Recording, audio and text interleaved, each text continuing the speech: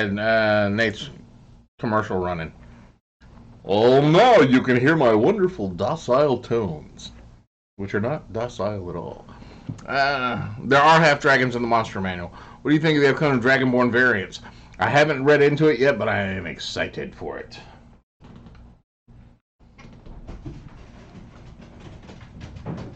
Because I'm going to be using that to fill out some things that have happened.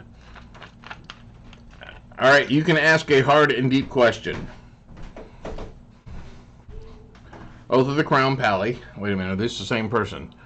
You missed my response. I'm not sure what I missed. I has the minis for Pathfinder. They are awesome. Pathfinder minis are awesome. Can they hear me on Twitch now? Yes. I was going to be a barbarian. Path of the Jotun for the Dragonborn. That's a good one. Man, those are going. I got more questions this week than up to 18 people. We haven't seen 18 people in a while. Welcome, everyone. A Warlock Artificer. Yes, Warlock Artificer. It's not an optimum build, but it would be a fun build. New tabletop RPG. Good luck on that one. No, I'm not trying to be funny. I'm being good luck on it because I've been down that road. He was the Warlock Artificer.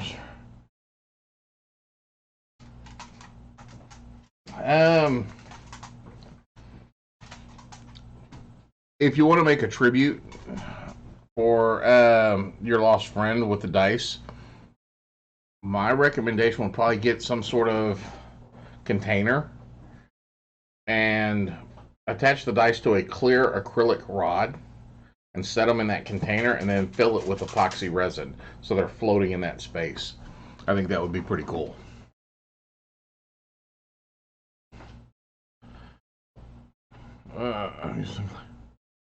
Druids are awesome in 5e. Sci-fi styling ideas for races. Dude, there's thousands. Anything you come up with could be good for sci-fi races. I mean, Star Trek just took things from fantasy. I mean, come on. You cannot tell me Klingons aren't orcs. Don't forget the Gorn. The Gorn. Elves are being both. You got your Romulans and your Vulcans. How about a Warforged variant that makes its own? That makes it an anime. That's interesting. Just use the animated suit of armor. How about a Warforged variant that makes it an animated? I'm not sure what you're trying to ask there. Any good advice on making custom subclasses with the Ranger subclass? Yes, throw the Ranger class out. Hey now. I'm sorry. They have brutally neutered the Ranger class. It was one of my absolute favorite character classes that I played for years and years and years, and I agree with you. They butchered the living hell out of that when they came out with the Pirates Handbook. Yeah. That would be good. Noctiz, thank you for subscribing on Twitch. Thank you. Alright. Using Orcus and BBG, wiping out deities in-game is to make current party as New Panther. That'd be fun. I have a tattoo of dice around my arm. Birthday. That's cool. Wild West Fantasy. My Tuesday night game was supposed to be a Weird West fantasy type thing, but it never quite turned into that. Ever overshoot a campaign? I'm not sure what you mean by that. Yeah, love playing Rangers. I'm sorry. I have nothing against Rangers. Weaknesses. Now, the Ranger class does have... there's just so many flaws with the Rangers. They got screwed. They've got one ability that's really good. That's Hunter's Mark, but they have to use it as a spell. Me and my oldest was talking about this yesterday. They should make Hunter's Mark a class feature, and they could use it all the time. That would greatly improve the Ranger build.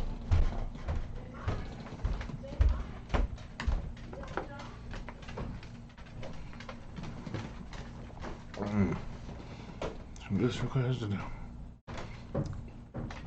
any classes that use pets and yeah, the Ranger actually uses the thing. I haven't played much Rangers.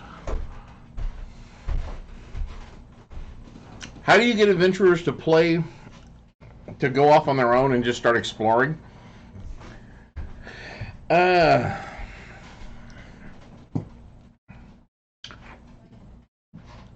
I'm not sure. My players have never stuck to a script, so they started exploring on their own. I just give them stuff. If they're not going to do stuff, they usually end up lay down several plot hooks and just let them go whichever way they're going to go with them. You could do that through, like, if they're, depending on how you're running the campaign, through an adventure board or through a fixer or something along that lines. With the cartoon, there was no way to learn the game. Absolutely, you cannot learn this game from watching that cartoon. I learned that the hard way. What do you mean I can't have the bow? I was going to say that bow was awesome. Why doesn't this guy have a sword? All he's got is a shield. What kind of... You kind of ginched him the magic items here. I always love the hat. Oh yeah, the hat was probably the best item in there. You had the hat and the bow. The hammer kind of sucked. Let's face it. The shield was alright. But just having a shield, I'd pretty much be upset. Yeah, that's what no, I can't. Oh, yeah, I would just let my players, I'd give them a bunch of stuff they can do, throw a festival in there that they've heard about, and just let them go off and do it. Cloak of Invisibility was a pretty good one.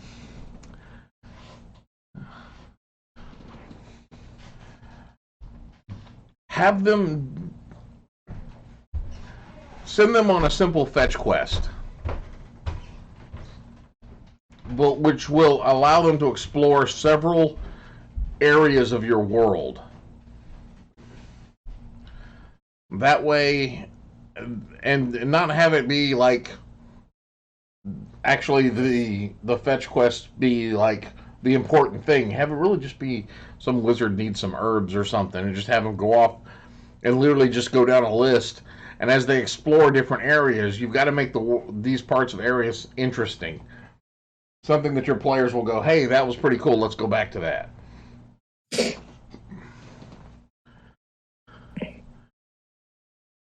Was the kid. My favorite character was Tiamat.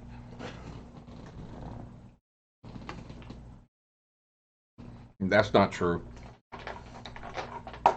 My favorite character was Dungeon Master. Screwing these kids up. Just, here, I'm going to pluck you out of your world. Put you over here just so my son can kick your ass all the time. Recruited kids for crying out loud. What was, Bobby was like, what, 10, 11? Yeah.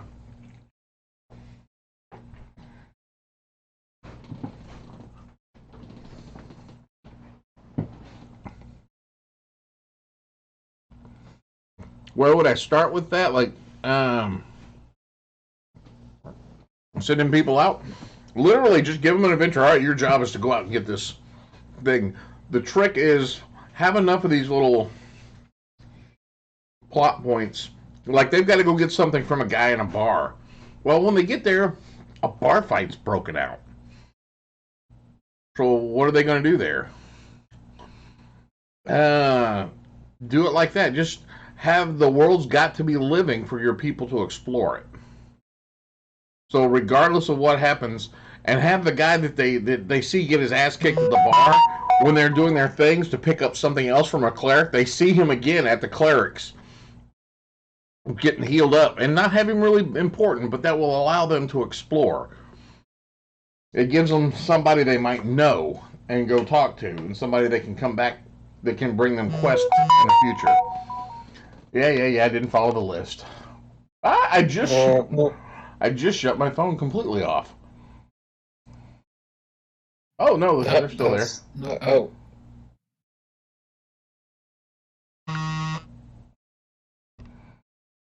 No, you're back on TikTok. Yep. Yeah, Venger was his kid. Opinions on Battlemaster Fighter, Wolf Totem Barbarian, Abjuration Wizard, multiclass.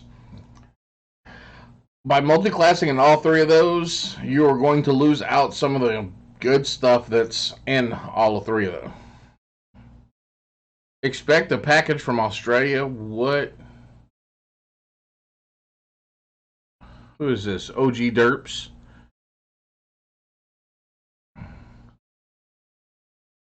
Okay. Okay. I was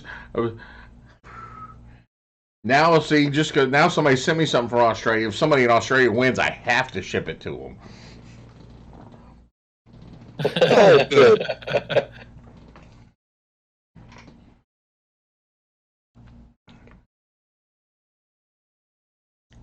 I was the guy with the magic flute story. I'll be honest, I get sent a lot of stories. I'm not sure which magic flute story we're referring to.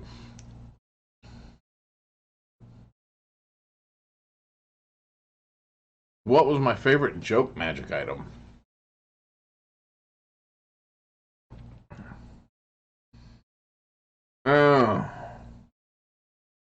The Cloak of Useless Things.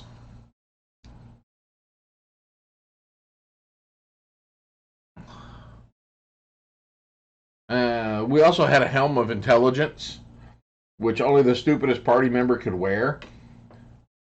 And that when nobody else in the party could figure out what was going on in it. And it was just like a football helmet with a light bulb on top. And whenever, like, if they, and it wouldn't do hardly anything.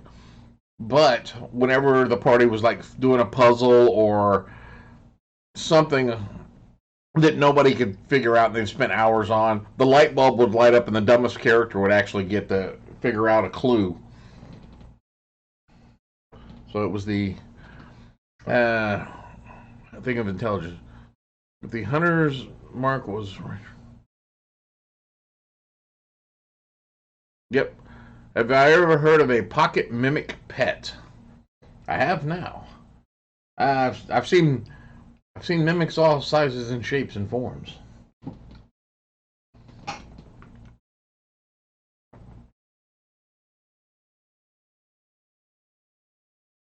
And of course, my character has a mimic pet. Which you keep forgetting about. I do.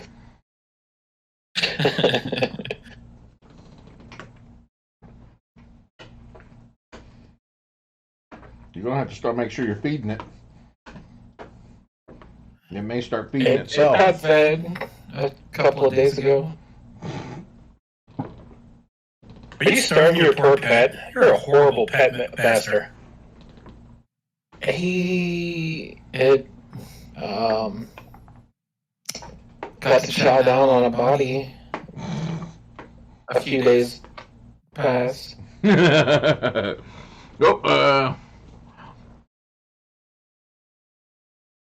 Oh, whoa, something explodes. Hold on. Wait a minute. I've seen a lot of people recently give pets as mimics, or mimics as pets. Don't you know they're just lulling you into a false sense of security? Where would you start if you wanted to build a support character? Where would I start? It depends on how much of a support character. Are you talking about a playing support character or one that is just straight up a support NPC that may have stats that the players can tap into? If it's just if a straight up NPC, go with the sidekick rules and Tasha's. If you're doing a support character that's just straight up support, Bard or Cleric. Those two can be straight up support without anything else added to them.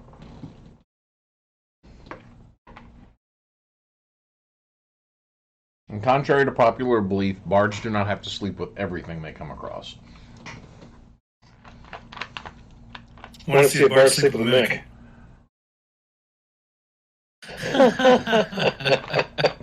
Apparently, you haven't seen that TikTok.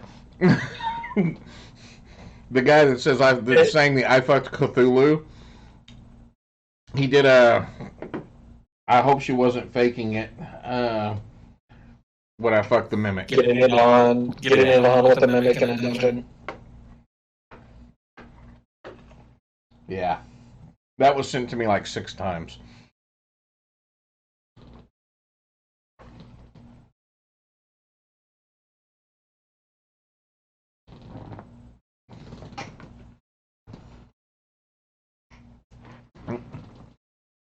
Mimic Rule 34, yep. Very much so. Oh. Sharp, has the thing ended? I haven't looked. Let's look. I didn't even think about that. Dice giveaway. Just the other day, I finally mailed out everybody's dice. I finally had a chance to... Ends in 30 minutes. So you got 30 minutes to enter the dice giveaway on my Discord channel. It is in the giveaway channel. But be warned, if you haven't gone there, there's a lot of stuff. You'll get sucked in. You start RPing there, and then you never know what's going to happen.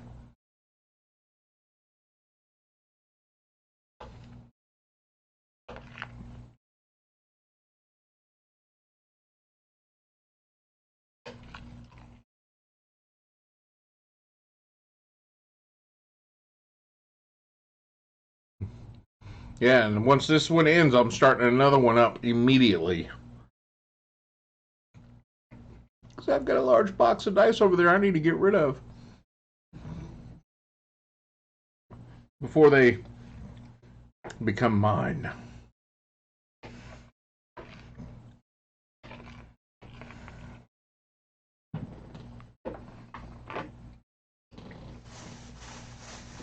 And I went and picked some stuff up. The items in this bag will be added to the box. And that's all of you get for them.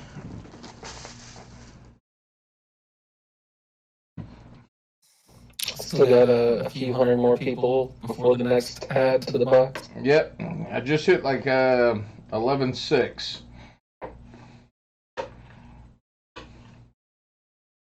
I may do like a dice at every 100. And then throw a dice in the box, a set of dice in the box at every 100. And then at the 1,000, put the big stuff. What is the most expensive dice set I own? Probably my metal dice. But I didn't buy them. Those were sent by my niece. If hunters are having their strength...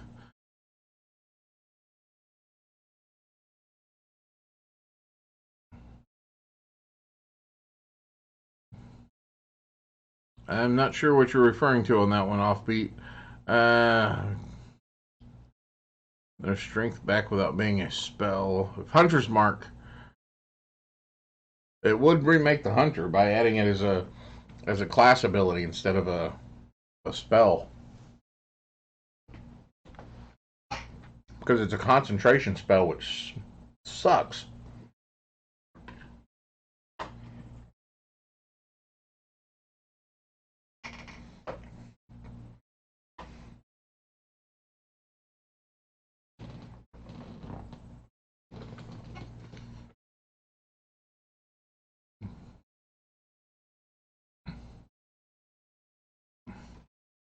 So what have y'all been doing this week? I've been kind of out of it. How do I feel about the Barbarian in 5th?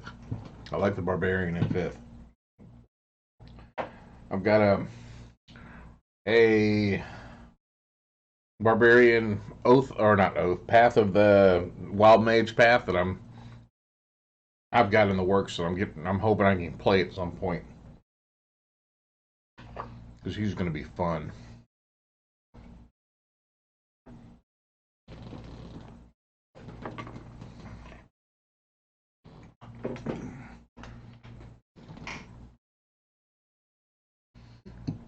Because he's tied to a previous character that I've played.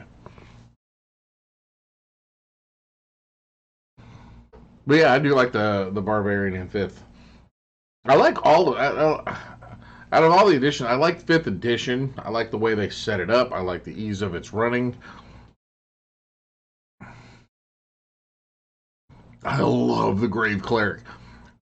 Okay, you've got a Grave Cleric, monk, half elf. So take on the monk side, take the mercy. So then you've got that death and death type thing built together. That is an awesome build. I like that build. I like that idea. That's all right. I was eating too. I was just doing it here.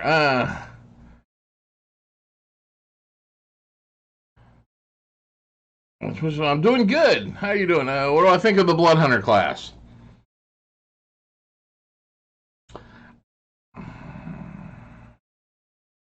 In concept, I like the Blood Hunter class. But luckily, I haven't played it.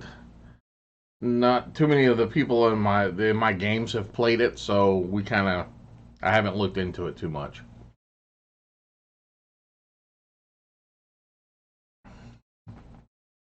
I didn't realize it was epic advice, but you're welcome for it. Well, now he shows up.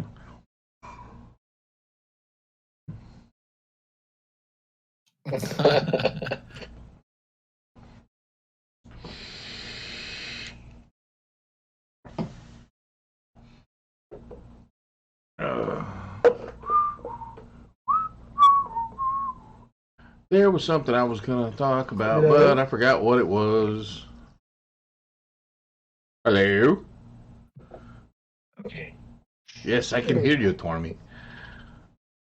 Excellent. Excellent. Computer was evidently not being was not participating just yet. It's like a paladin for a warlock, but if you combine the warrior, it can help it out. No, I never played a barbarian in 3.5. I stuck to mainly clerics and sorcerers in 3.5. And a lot of the times I was the DM, so I didn't get a lot of other choices. Opinions on Gestalt characters.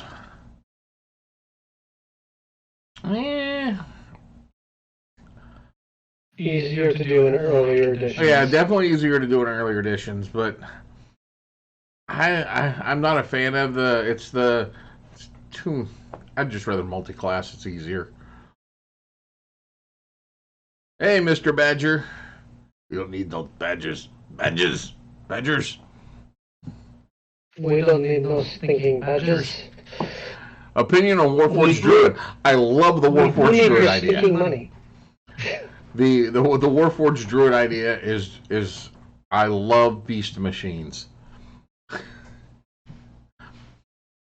That is what it boils down to. The Warforged Druid is beast machines. I get to play Optimal Primus.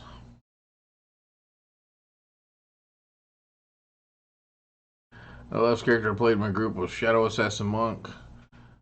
I've always liked to play. I like the monk. The monks are fun. So far, every class I'm trying to play all of the classes in 5th edition. But they keep coming out with new ones, and then we homebrew a whole bunch of them. So it's hard to do. The gorilla. I went with my Warforged Druid went Direwolf. but he didn't stay around a bunch. He was he had some. He was only supposed to be for a one shot, and then the players asked me to stay, so I had to change up the character. Changeling, Arcane Trickster, Rogue, approved.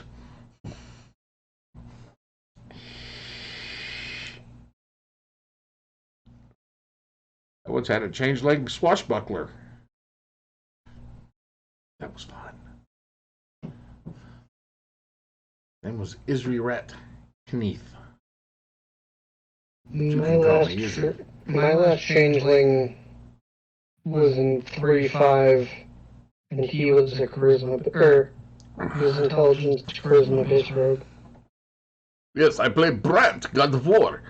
I know I've seen the druid, the Warforged druid build, but I like the Circle of the Moon better. What were you saying, Tormy?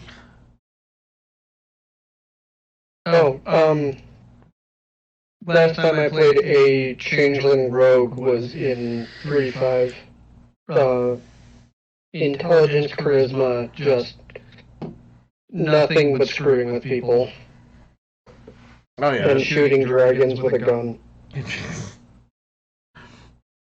I didn't actually get to play the character. I brought him in. We brought him into the game because I thought my monk was going to die. So we brought him in to just go ahead and introduce him to the party and to give some exposition on what was going on. But then none of the players in the group actually listened to anything he said because he kind of had the creepy, hey, what's up vibe to him. He had the bard vibe to him. So they didn't listen to what he said, and he just showed up every now and then to really just say, hey, you can't catch me, and then take off. Fair. And to hit on my wife's character. That was the whole purpose. Because we had a few couples playing with us. So I wanted to, I don't want to say make fun of those players, but I wanted to make fun of those players.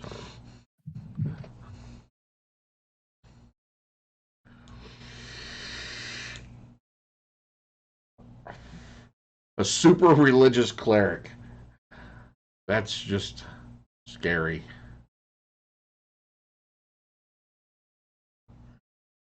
Have you heard the word? You got to make him a super religious, evil cleric.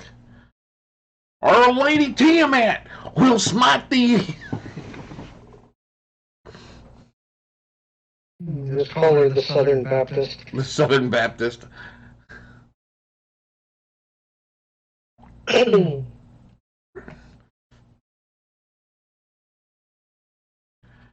the idea of a televangelist.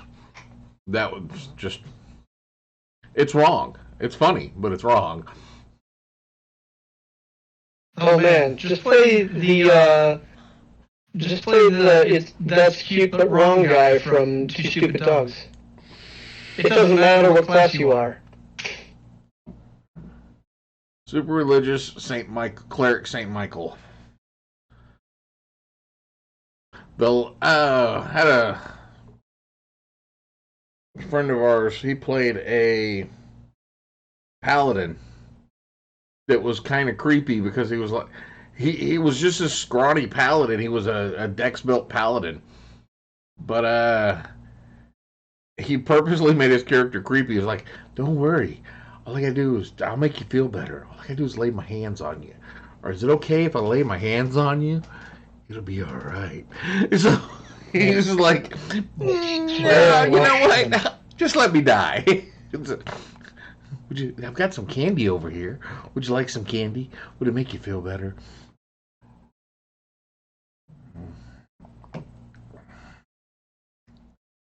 Oh god. Now I have to, at some point, play just play a druid that constantly is making good berries and calls it candy. It's fried chicken. All right, oh, I see you now. I see your picture now. It's hard to see. It's a tiny little thing on my phone.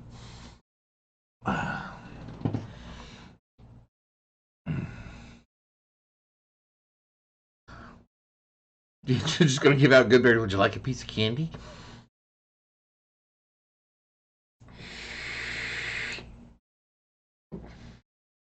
I'm not sure what my next character is gonna be. What'd you say, Nick? Covered wagon. Covered wagon. He runs around with a covered wagon. It says free candy on it. I was going to say free healing on the side. Free healing on the side, yeah. Free candy, healing we charge for. I don't know. I mean, if this guy's whole goal is it. Just How you doing? But that's just it. All he did was act that way. Was talk that way. The character himself, I mean, great healing and all this other stuff, but it was just a creepy guy, you know? Oh, you've made dozens of characters, then you should be a DM.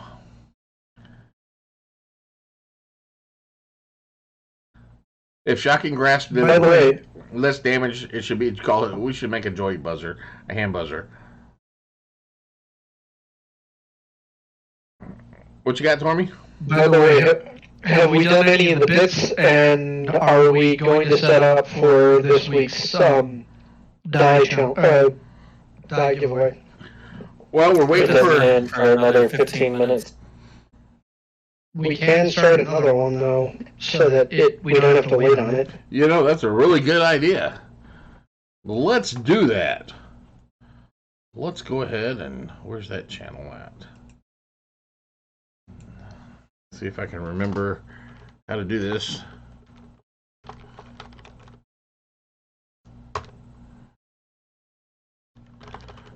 Your next character should be a chef monk named Gordon. And then I would have to fight Grok the Gourmet. And I just can't do that.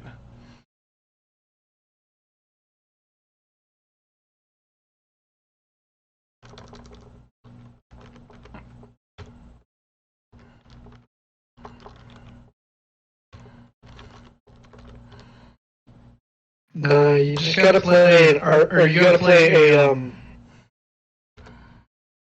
yeah, you gotta play a, Warforged Artificer and just be the Iron Chef. Oh, Jesus. Oh.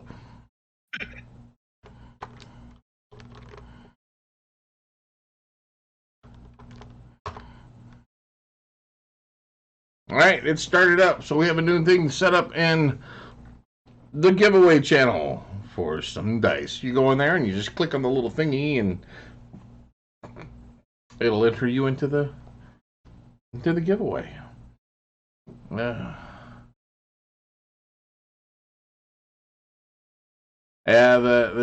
tables do disband quite frequently. That is the downfall of the world in which we live with schedules. But if you're looking for more play, come to the Discord channel. We have lots and lots of play over there. I don't know how many games we're going through each week. It's just a lot. I can't keep By the way, everybody, we currently only have 42 people on last week's dice giveaway. If you haven't come to our Discord and clicked that button, you still have 13 minutes. 13 minutes. Uses creatures as weapons. Well, what is that feat called? Hit them with anything, or play a Kobold with Sand Dragon. Tavern Brawler. Tavern Brawler, or not? The one that gives you but what improvised weapons. What was Mono calling it? Hit one motherfucker with another motherfucker. Hit one motherfucker with another motherfucker. It's going good. Zio. Brings a whole new meaning to dwarf tossing. It could be dwarf cannonball, wouldn't it? Fastball special, dude. Fastball special. Yeah. If the dwarf has a saved action, they get an attack too as soon as they get in firing distance. Get a dwarf monk. Befriending a barbarian.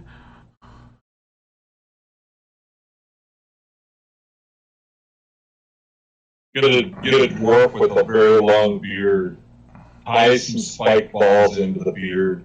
Throw them so that the spike balls whip around and just bring him into people. And then when he stops, then he gets to fight. Yeah, I was thinking the Wolverine Colossus fastball special. Yeah. You get your little monk that's got some sort of hand claws. There was a third person involved in that. There was Wolverine, there was Colossus, and then there was one of the female superheroes was the one who guided it. It was That would probably be Miss Marvel, Jean Grey. Yeah, Jean Grey. Who tied living goblins to himself as armor.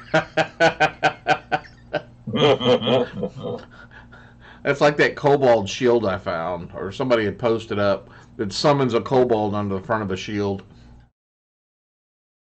Back in 3.5, there was an encounter that I ran that there was a band of orcs in this cave that were getting ready to do a raid on a local area, but they also had penned up a bunch of kobolds, and it looked like they were going to use them for slaves until the PCs got there, and then they started using them as javelins. Why do I feel assaulted? Oh, I'm sorry, Sket. Giant werewolves, yes. Yes. Are we still on about giant werewolves? Giant werewolves will be fun. I feel like I'm being singled out here. No. There are plenty of kobolds in the OST. Yeah, there's a lot of them. I'm not just singling you out. Oh, geez, no thanks. Also, I Except don't that- think there are that I mean, many orcs in the OST. I wouldn't single out the one person in the entire campaign world that's trying to bring back Tiamat. I don't know what you're talking about.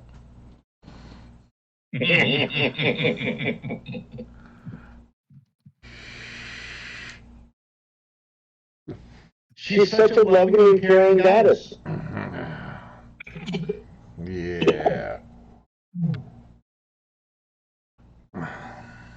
It would be an interesting storyline.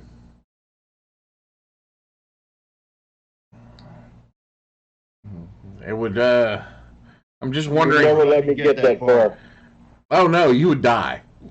But that wouldn't stop NPCs from keeping it going. You would definitely die.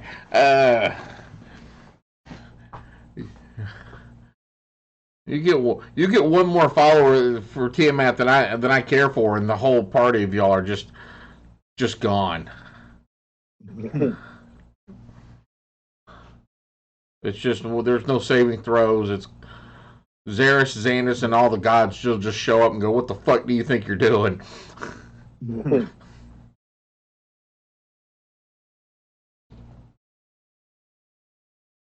Vecna's building a Draco Lich. I could see that. Well, that's possible over in Dragonfall. Well, it's possible in a couple of places. You want to get a really good idea for a Dragonborn cleric or paladin of Tiamat? Go look at Joe what's his name? Magnello? Yeah, Joe Magnello. He's got Archon the Cruel. Archon. That is a badass paladin of Tiamat. Did you see By the way, our server is up to 677. 677 people are on our Discord server. Wow.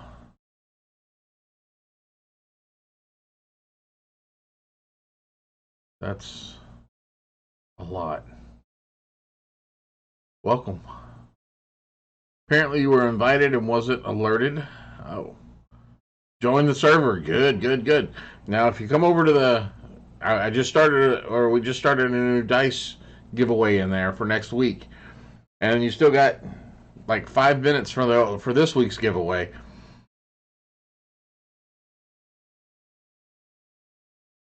So we'll definitely.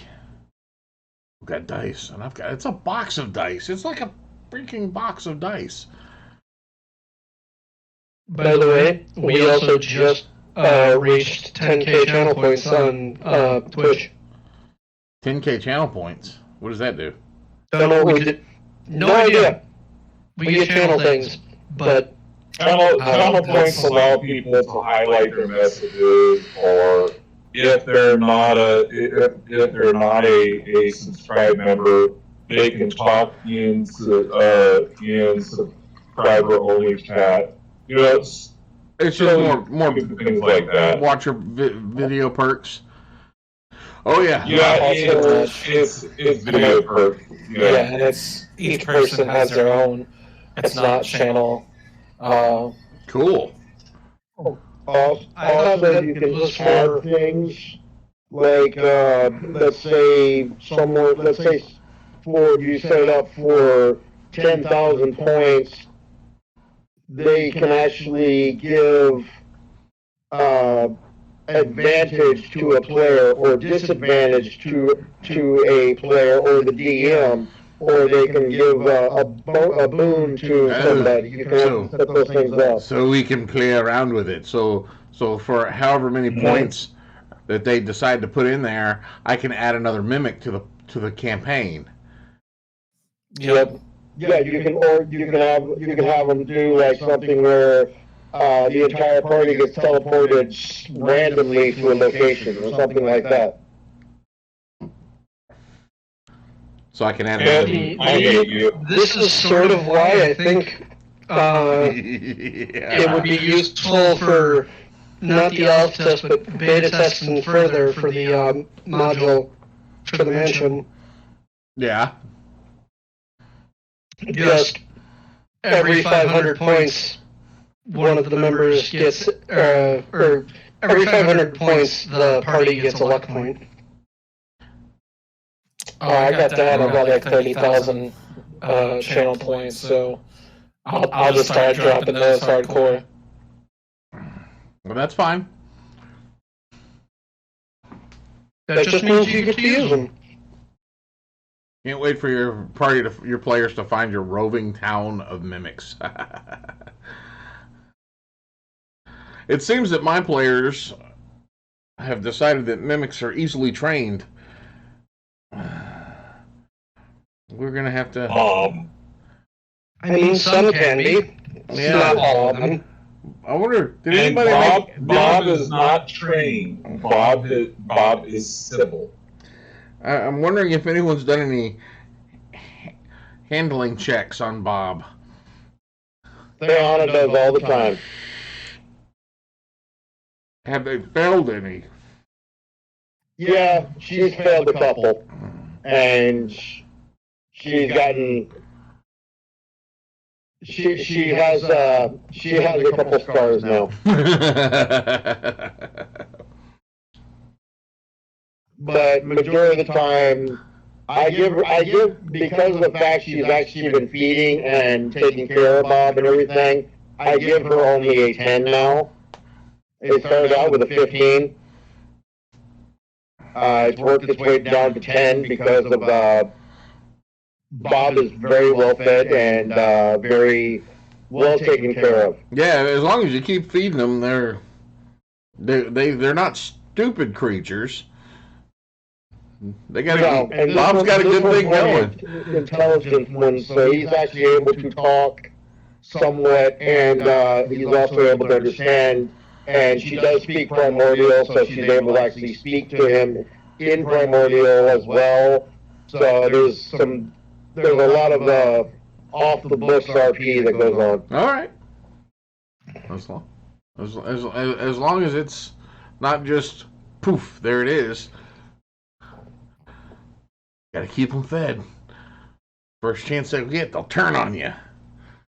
Well, he is right now a waste basket in the or waste bin in the mess hall, and gets a lot of scraps. Including coffee, which he happens to love. Oh yeah, he loves coffee. That's what you need. A mimic hyped up on caffeine. Oh, the first time he had coffee, he didn't know exactly what he was getting into, and then the caffeine hit him, so he started shaking, and then he started transforming into multiple things. A tiny chimera named George. Was that George or Jorge? Okay.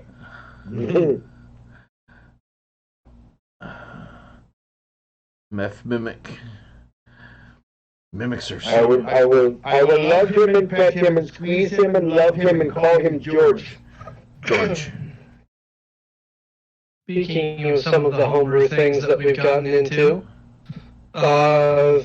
what do we want to open for that? Oh. What would be good?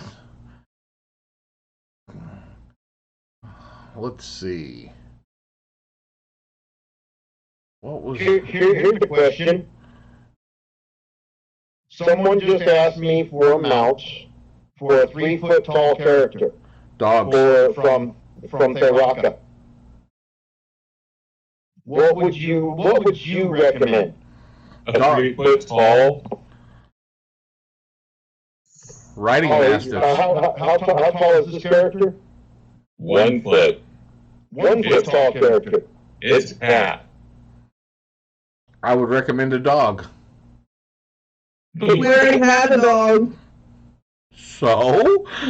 Yeah, I mean, if you want more, run around. No more pets. Yeah, we're not a zoo. This is just a mount. It is a regular mount, not an animal. I'm trying to think of something strange that I could get for a mount for a 1 foot tall character. Let's try less strange and go with what's a standard. Just a little red wagon that can be pulled behind the party. There you go. We've got enough strange in the party.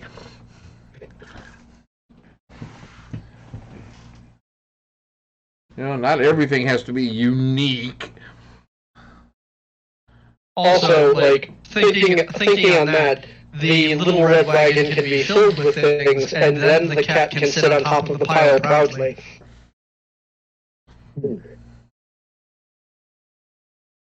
This is my pile of Hey, stuff. Jelly. Get your own. I didn't know Komodo dragons would be more stable. Yeah, that's a good point. I Changes the matter of perspective. I am not riding a Komodo dragon. What about making like a character with multiple personalities, where each personality is a different class? I've actually talked about doing stuff like that. And the closest thing we have to it right now is Nigma's character. Oh yeah. But they're technically, you know, Don't multiple. sneeze. They're multiple. I've seen it done in a few campaigns that I haven't played or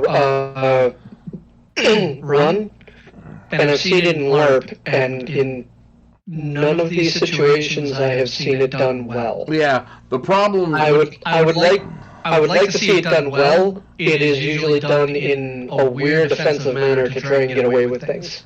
That's it right there. The problem is it can be offensive to somebody with DID. And so, for the most part, I would stay away from it. Ooh, I have an idea. Yeah, so we need to congratulate Dragon on his win of dice. Dragon! Is it just it? Dragon, that's the name? Yep. Oh, Yes. dragon. That's a dragon from Order of the Scales? Yes. Nice! Nice, Dragon. Congratulations, dragon. I don't think he's on right now. Hey, Lee, Yes. how about a dire rabbit? Oh god. I don't think a rabbit would last very well. If you're think of where Oxorin's at, I would go with some sort of lizard. A dire rabbit. Boy, the heads of lettuce are trembling. A dire phoenix fox. Those are actually for the desert. Or some sort of insect creature. Ooh, No, not a dire scarab beetle. No, he doesn't like spiders. He's freaks out at spiders. You think he's gonna get on a freaking bug? No. I mean, No. the bugs will also run for spiders. No. I think Have a good night. Ox would be cool. We do have a raptor at the stables. A what? A clawfoot raptor.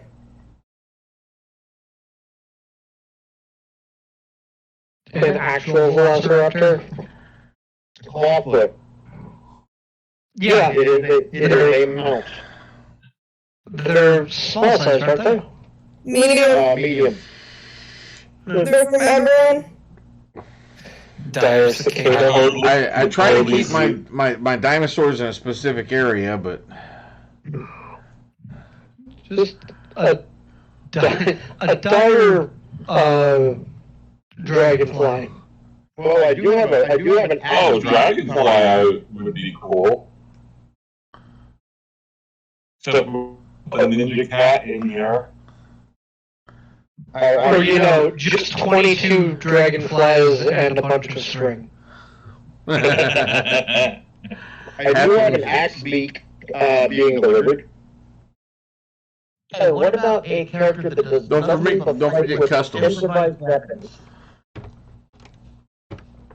Well, I also have snow, but I didn't want to use snow as a mount because I didn't want Lee disapproving of it because it's fake cat. So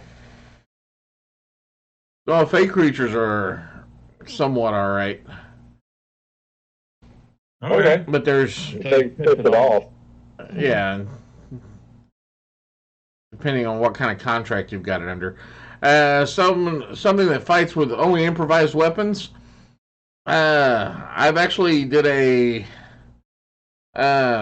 monk that took improvised weapons. So he would basically just fight with whatever was at hand. Exactly. And they automatically became his monk weapons. they actually have a martial arts called that. It's akin to drunken monkey fighting.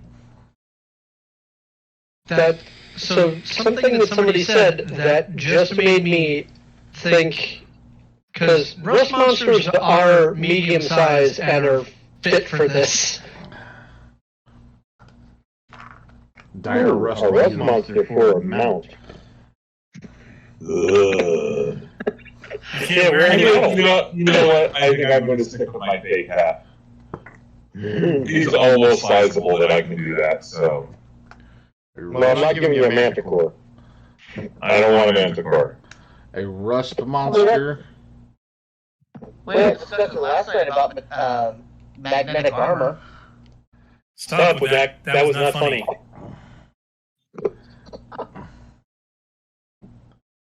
Magnetic Yeah. armor would be a might. What do people want me to toss together in half an hour or so? A rust monster mount. No, That's just a rust monster. that's just a rust monster. You cannot. No.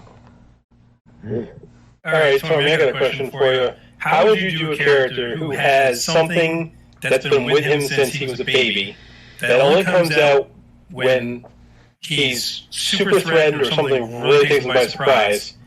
And the way I was thinking was you could put feats into it or something else to actually get access to the powers of the creature or whatever, but you have to kind of like, kind of expensive to buy it. Instead of taking levels, and instead like you level up the class, so you can either take the class ability or you can take the option of the critter ability to replace it.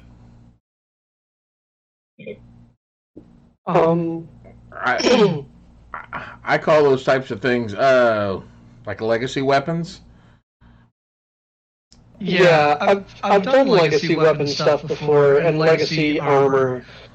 Are you talking an item, or are you talking like a curse, or?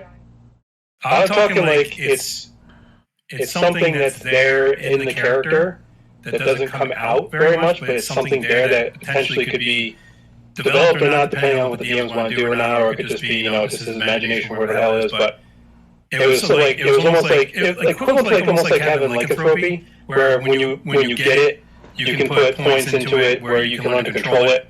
So if he never puts anything into it, it doesn't really does anything. But if he wants to actually tap into it, he could if he wanted to. So I'm kind of curious. So there's two ways that I can, without going the curse route, that I can suggest on this. One is actually, if you're doing that character concept, if you want something that's already established, go Hexblade Warlock and go Shifter. And you only go Shifter and use your spells when you're in danger.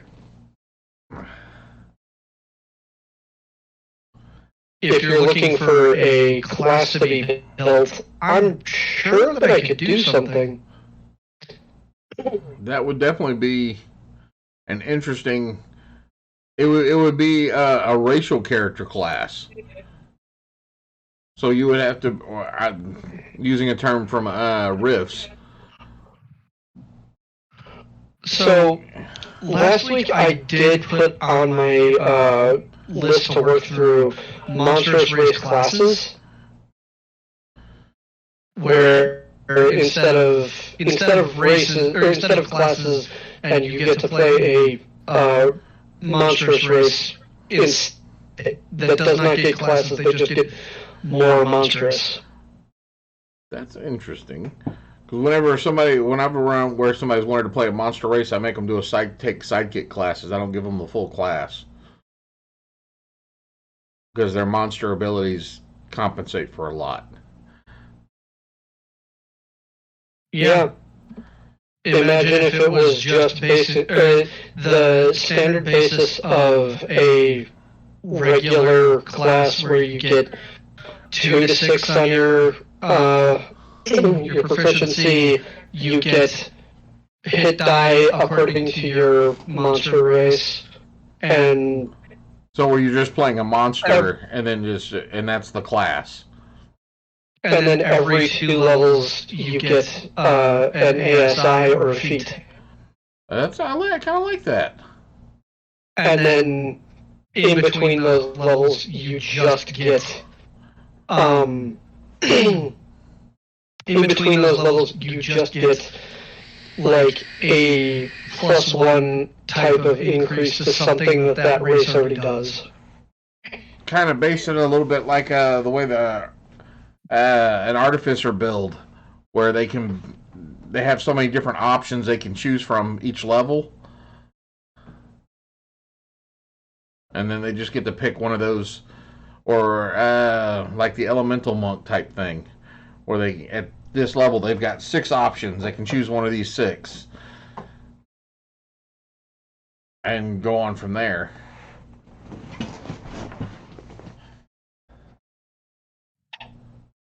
Yeah, at that rate I don't actually have to build any subclasses. It's just the monstrous class. Yeah. Dragon is on. Dragon.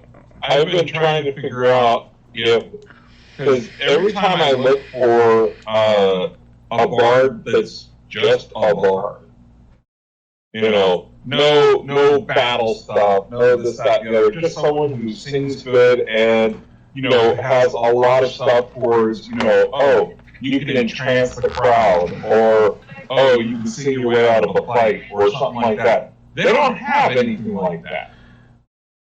Because everything's geared towards, oh, well, you strum your chords and you do damage. All I want is somebody who's a rock singer. No, I could actually do that. Also, aside from that, I think that was one of the sub-paths for the Savant that we built. Silver Tongue. Yeah. I'd also like to do that with someone who's like a cook.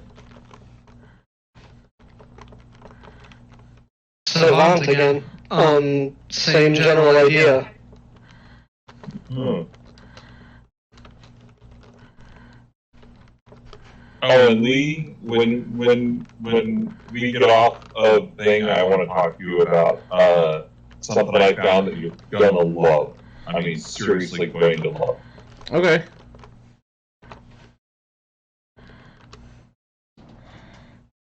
You know that they actually did a Dungeons and Dragons for Dummies book? I'm not surprised. I think they did one for 3rd edition. No. All it says is Dungeons and Dragons for Dummies 1st edition.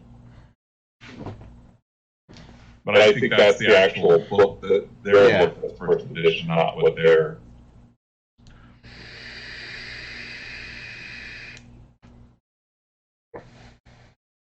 If I'm not mistaken, they came out with one for when 3rd edition came out.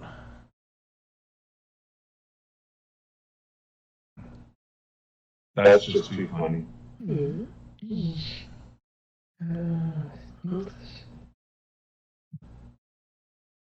All right, Dragons has been notified. All right, Dragon's also on the chaotic rollers. Who is Dragon?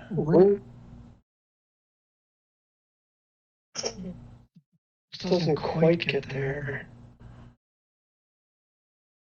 I could run up a bard build.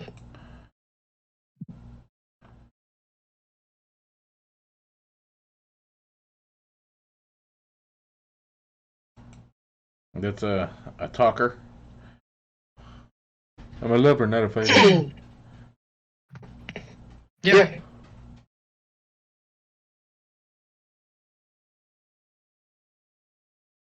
Please don't hit me. You cannot backstab a book. Why not? It has a spine, doesn't it? Oh. Oh. Bad dad jokes. I approve. Okay, going down sub.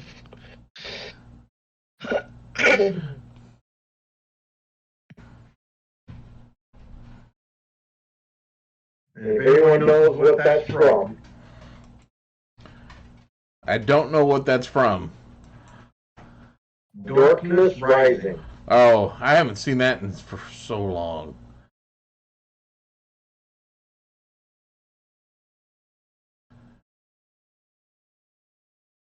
That is one of the best D&D parody movies I've ever seen.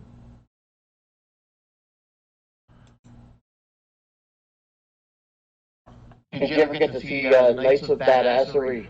Badassdom. Oh yeah, Knights of Badassdom. That's a good movie. Dungeons and Dorks. Let's see. Dungeons and Dudes.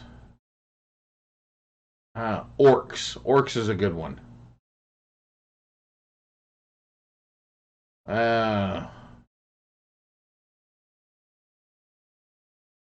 3, 6, 14. Yeah, let's see.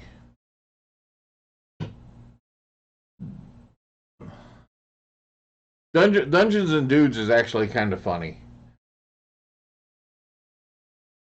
It's got what is his name? He played Spike in Buffy the Vampire Hunter. And it's got him and Justin Priestley in it. Jason Mathers. Yeah. Him and Justin, he plays the villain. Justin Priestley dies early on. And then the hero of it is one of the actors from Mythica. Oh, Tormy. Yeah. Whole new class. Doesn't have to do with anything. Jester. Jester.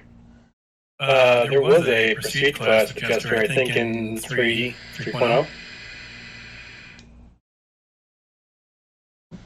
Yeah, there was. Based off of Bard and Rogue. They were better assassins than the assassins of Prestige. Nice. So, Jester, PC class. I'm putting it into the list because I've already started on Silver Tongue. Okay. Not a problem. That's something I'm always happy to add to the list. Something I'd kind of like to see is good. I'd like to see make a comeback. Would be good prestige classes. Yes. That would be good. Where you would have to take X amount of levels in whatever and get a certain subclass. You have to collect 2 or 3 subclasses to become this class. Yeah. I think that would be an interesting idea. I do not foresee WotC tossing that at us, but yeah.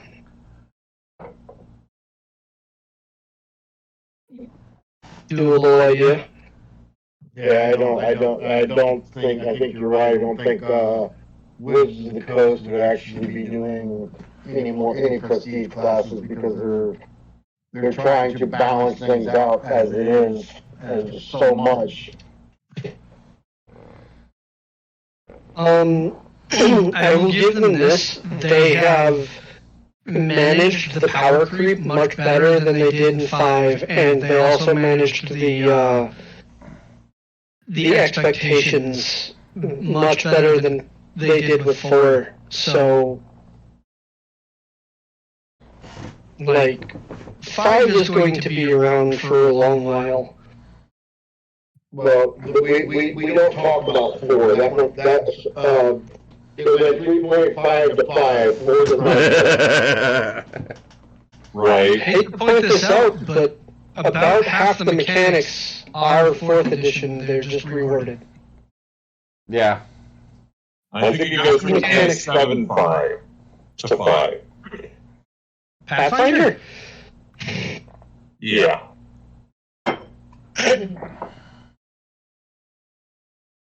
Pathfinder wasn't bad. Pathfinder's a good system. Otherwise, it wouldn't be around. Oh, Yeah. that's Well, fourth edition was a crappy system. It's still around. People still play it. So. I just had a.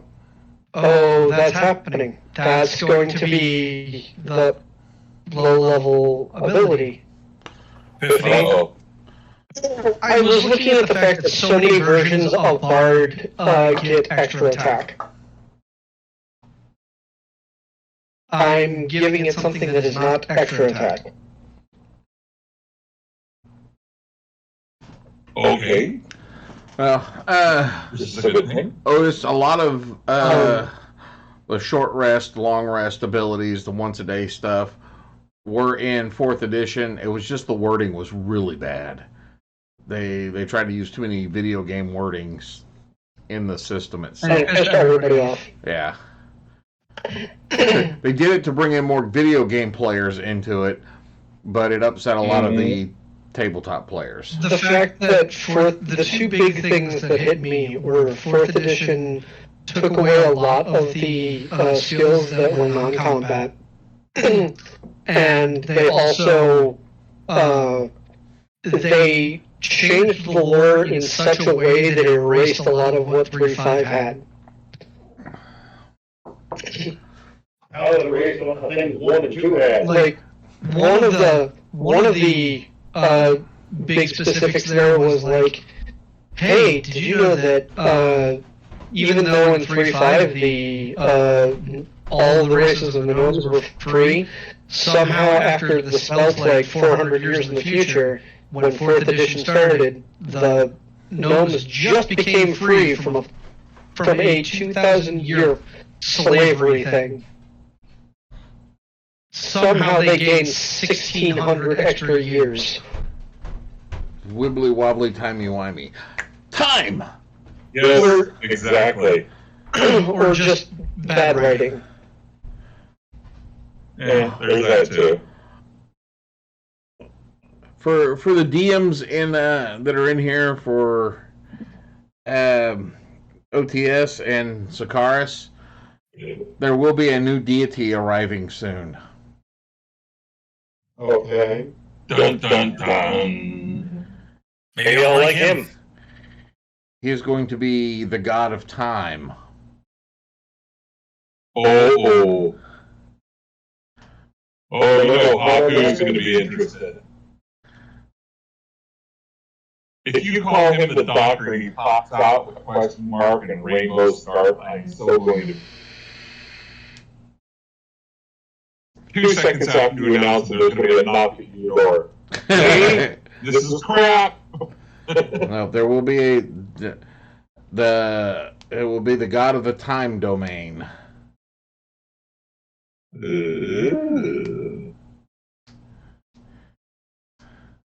we're going to have chronomancers?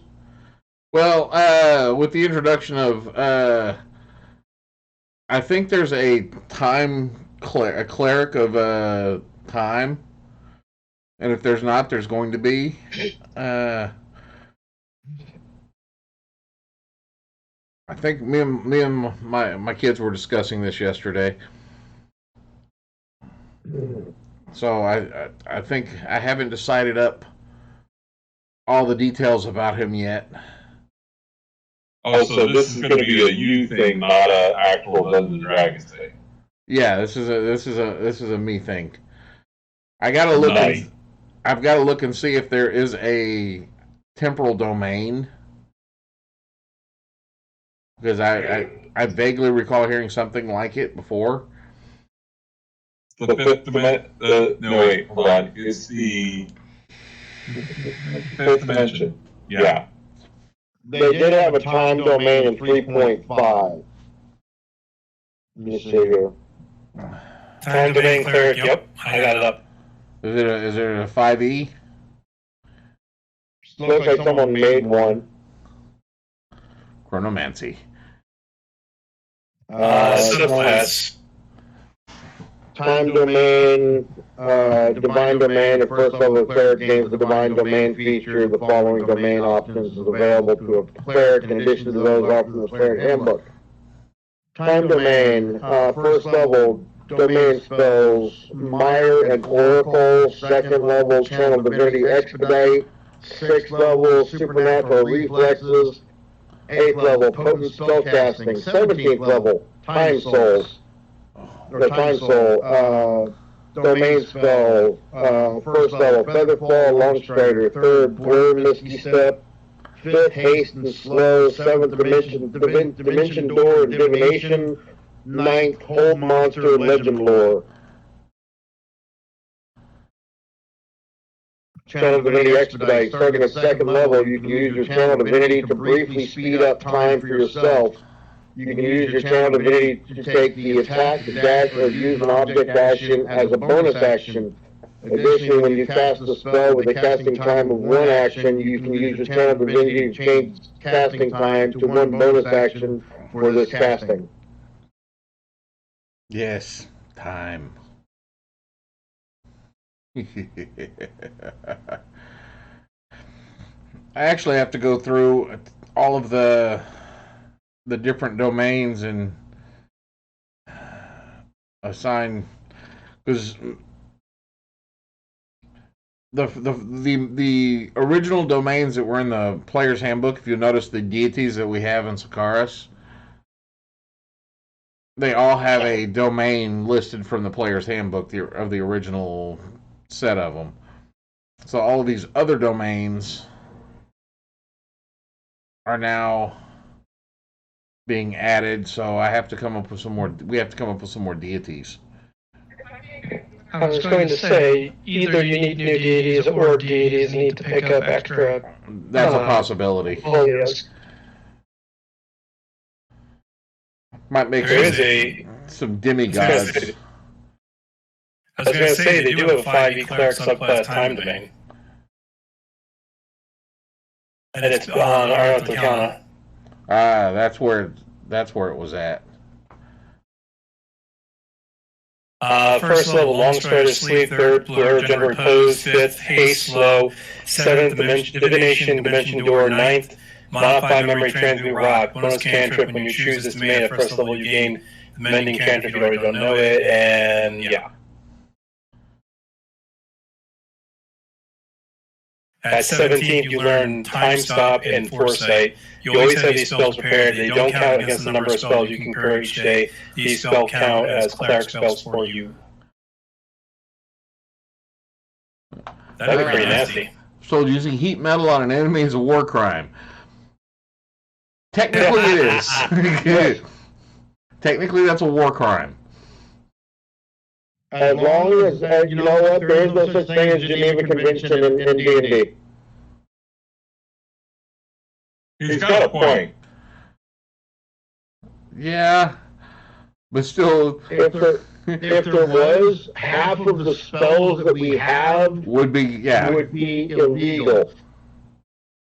The other half would be, you know, oh, you can only use these on people that have certain types of armor. If you use them on anyone who is of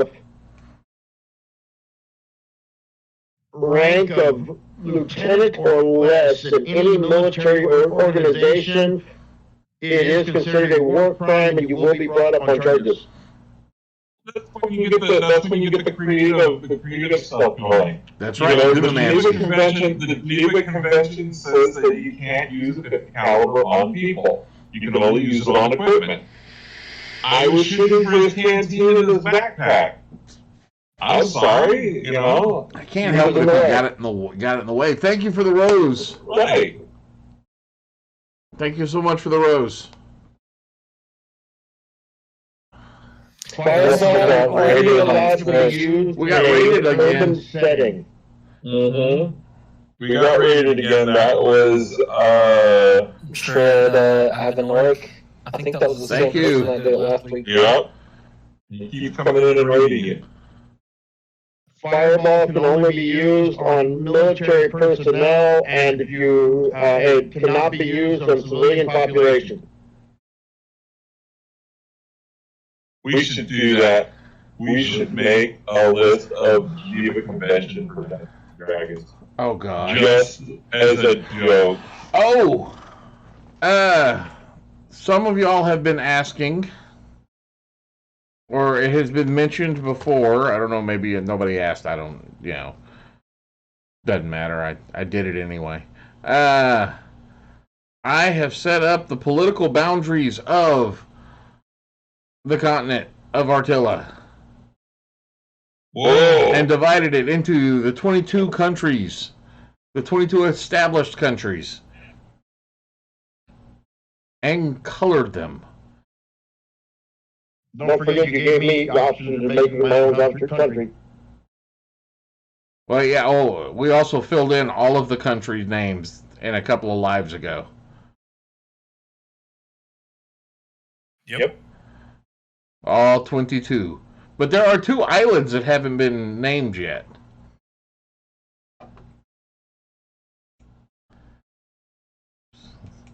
Which country is about 10 days ride from Hasek? I don't actually have I don't have all the countries labeled yet. But here's the setup. I'm sorry, those of y'all from Wisconsin. Sheila Graves. Welcome.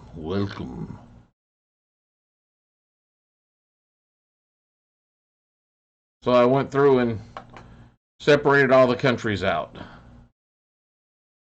Okay, which island is not taken yet? Those two ones that are in black.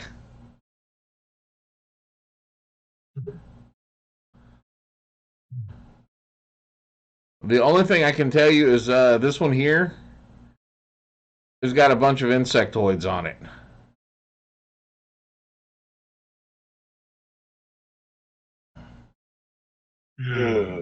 They come and steal halflings and gnomes and eat them.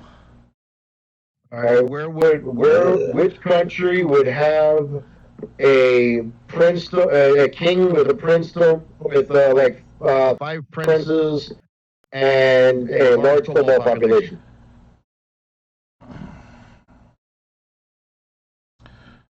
Well, I have several that aren't named, or that are named, but that's it. Okay. I'll get you that list. Okay. All right, I'll put a link in there so you can see. It's a Google Doc, and you can see all of the countries and all of my information. Well, one of the princes died.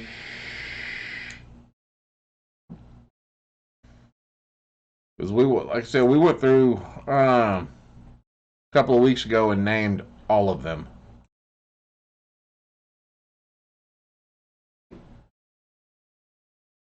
And some of them, that's it. It's just a name.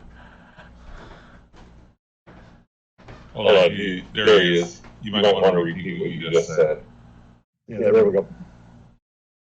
I got two. One of the princes died in Hasek, by the way.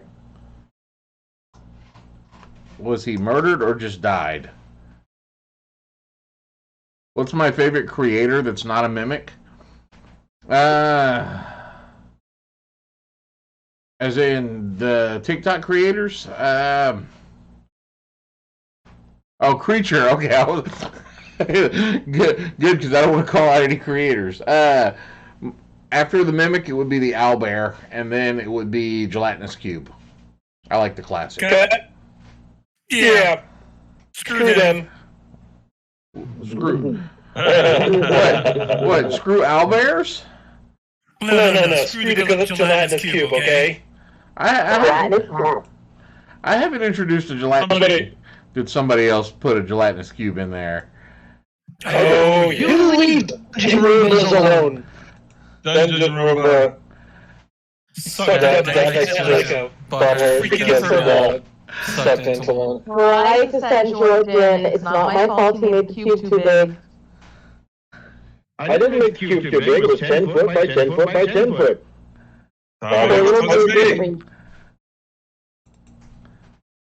Put the Stella, the one that you killed with the giant scorpions in the chest. Yeah, make a dex check. I'm a cat. Best one of my best stats. Fail. You get sucked into the cube. Literally. In that cube, one more round and I would have been, like, basically soup. Yeah, now the name of the cat, now her nickname is Gelatinous Cat.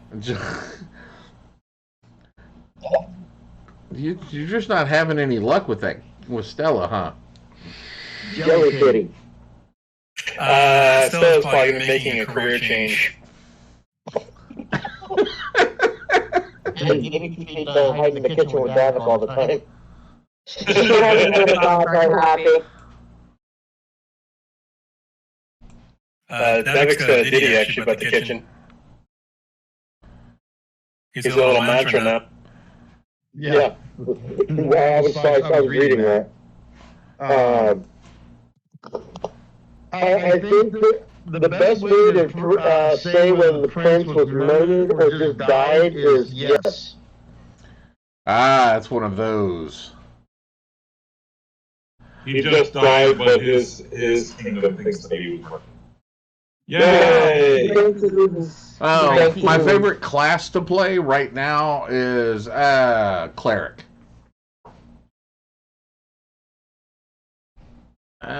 minus some small earth elementals and halflings. Would it be live ammo?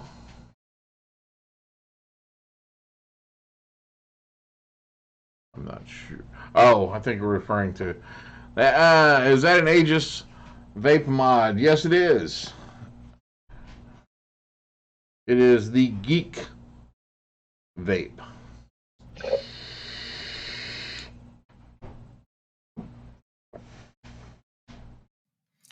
Did you miss what would happen if arrows were mimics? Oh, is that the live ammo?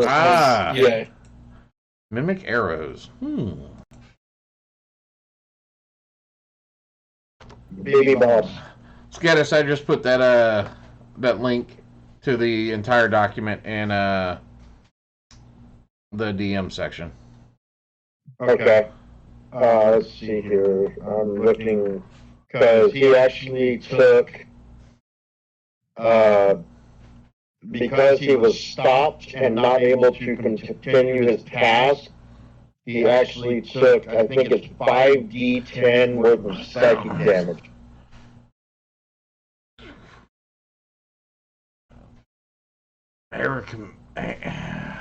Mimic arrows. That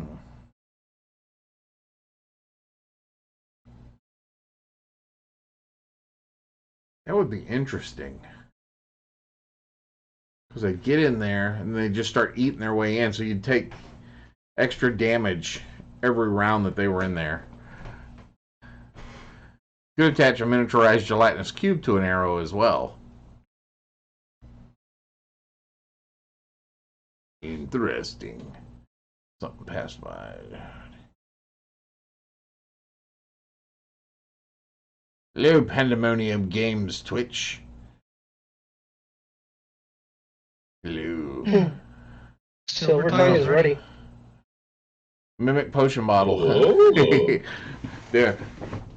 Somebody picked up a mimic potion bottle somewhere.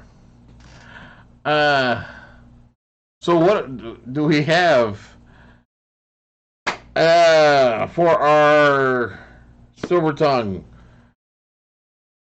Silver tongue is a bard. Starting up, level 3, circular talking. Starting at level 3, when you take an action that requires you to roll deception, intimidation, or persuasion, you have advantage on these rolls. If you're using this check against multiple creatures at one time, instead of advantage, you gain an additional bonus to your roll equal to your proficiency and charisma modifier. Additionally, if you use one of these skills listed above during combat as an action, you give your proficiency bonus as a bonus to the next D20 roll of all allies within 60 feet. Wait, say that again? If you use basically deception, intimidation, or persuasion as your action during your turn in combat, you give your proficiency bonus as a bonus to the next D20 roll of all your allies within 60 feet. Wow, That's the third level. That's strictly a support character right there. Yeah. Next up. Support character. I like Next that. up, singing of which, starting at level 6, when you use your bonus action to give a bardic inspiration, it may be applied to a number of allies within range, any number of allies within range, but must be used before a number of rounds equal to your levels in Bard. Allies may not gain more than one inspiration at the same time from the same source. And finally, Healing Song. Starting at level 14, you may begin to sing a song of healing that will heal all allies within 30 feet. Starting the song requires you spend your action to start the song, but you may maintain the song for each round as a bonus action afterward. Song, I did not put in how much I will put that in. The song may last a number of rounds equal to your levels of Bard. You may only use this ability a number of times equal to your proficiency bonus before requiring a rest, and are refreshed upon completion of a long rest.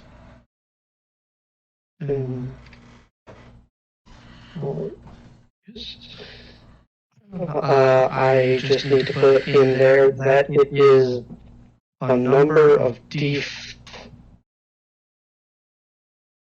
It is a number of d6 equal to your charisma modifier rolled at the beginning of those turns, and the healing is split as you wish. Nice.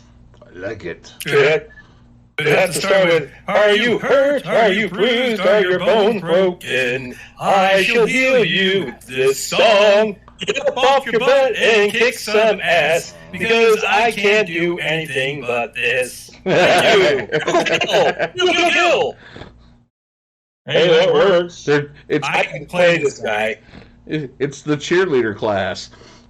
Mm-hmm. Basically, yeah, but, you know, the whole thing is that character right there in the middle of a party is what would definitely boost you guys. I mean, we're talking, okay, I use this skill, everybody gets advantage on their next attacks. That right there is a blessing. Yeah, that right there's a target. Yep. Yeah, now after I've boosted you and we're kicking some ass, you better protect me because they're coming after me. You can see the bad guy going, fire on him now! I need someone to help! Not just anyone to help! Help me! Kill the bard, and make sure he does not get near the dragon, because we do not want that to happen again. Start busting out the Beatles tunes. Help! I need somebody's help! I'm gonna get my ass kicked! Help! Oh, I'm gone for right now. I'll be back. Alright.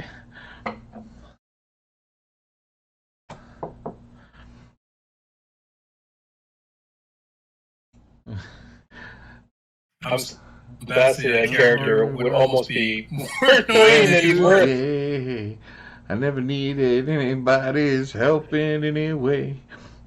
Now I've healed you and... Oh yeah, the Friends song, that'd be great. Class is elementalist. We really need another addition to the bard to actually have them mate with dragons again. Not all bards mate with dragons. If they have the chance. Look, that's how kobolds came about. Just saying. It's not the bard's fault that they have a very large belt and they got all those notches they gotta put on it. You know, kobolds shouldn't be arguing with that. You know, it's. That is not how kobolds came about. Apparently, you haven't seen my chart of evolution for the.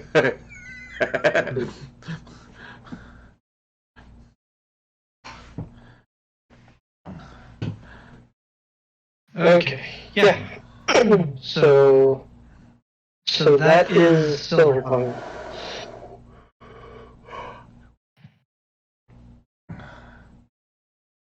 I mean, I can also just think of somebody playing that, but like they are doing one of those songs, but in like death metal amounts of scream. Oh, you know what's funny when you're saying that? That went through my head was like some guy, we're gonna slow you down, get over! Imagine you have that in there. You have that artificer that's the support artificer. Oh, with speakers? Oh, it turns your guitar, your little loop playing thing into like a metal machine. You're just crashing along with it, and then have a couple more bars. Someone playing drums, someone, you know, backup singer. You're just like, go kill right now! Why is my enemy being decimated? Oh, the bard's fault. Music has been outlawed in the land. I mean, the way that that's set up, the middle ability does. Oh wait, I knew there was one thing that I wanted to add to that.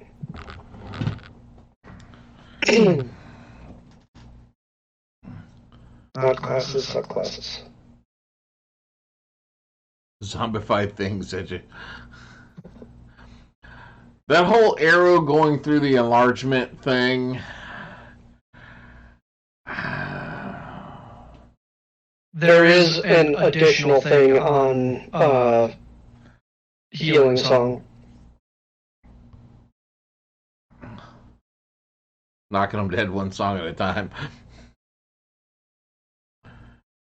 I want a bardic necromancer that plays classical music.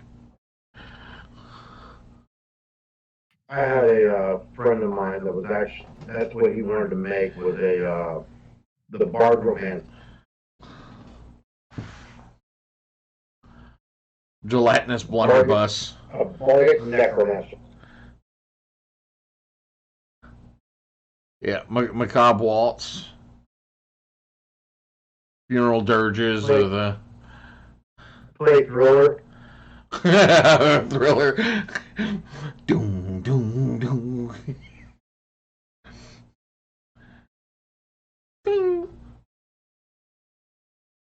That would be funny. What is the bard doing? So, Healing Song has been reworded, and there's an additional thing.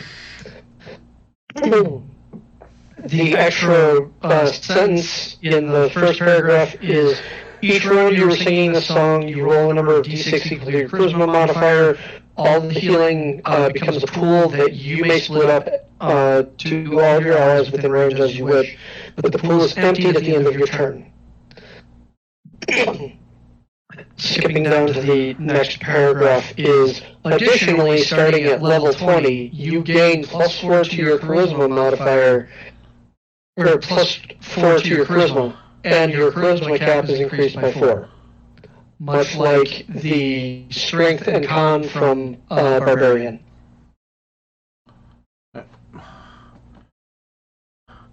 The bard wants to dance, but your party has camped in a graveyard. Play Thriller. It's a thriller, thriller night. Doom, doom, doom, doom, doom. Monsters tend to play that silver tongue barb, man. Oh my god. There's a part of me that wants to be more flamboyant, but that would be just too easy. But I like the darker, like where's the dark color clothing? You know, it has like a 2-hand weapon. Like, where are you? I'm a barb, man. What do you do? I inspire death and destruction.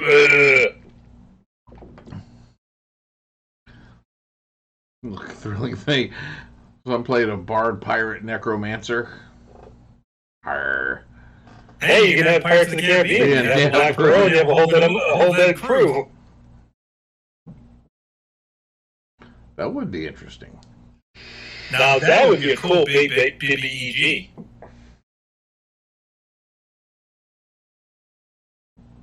Captain Bones and his crew of skeletons and other stuff on a ship, that would be really cool.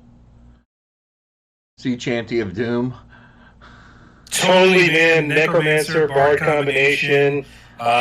Even could say the ship is cursed or it's got and come to take our souls to the...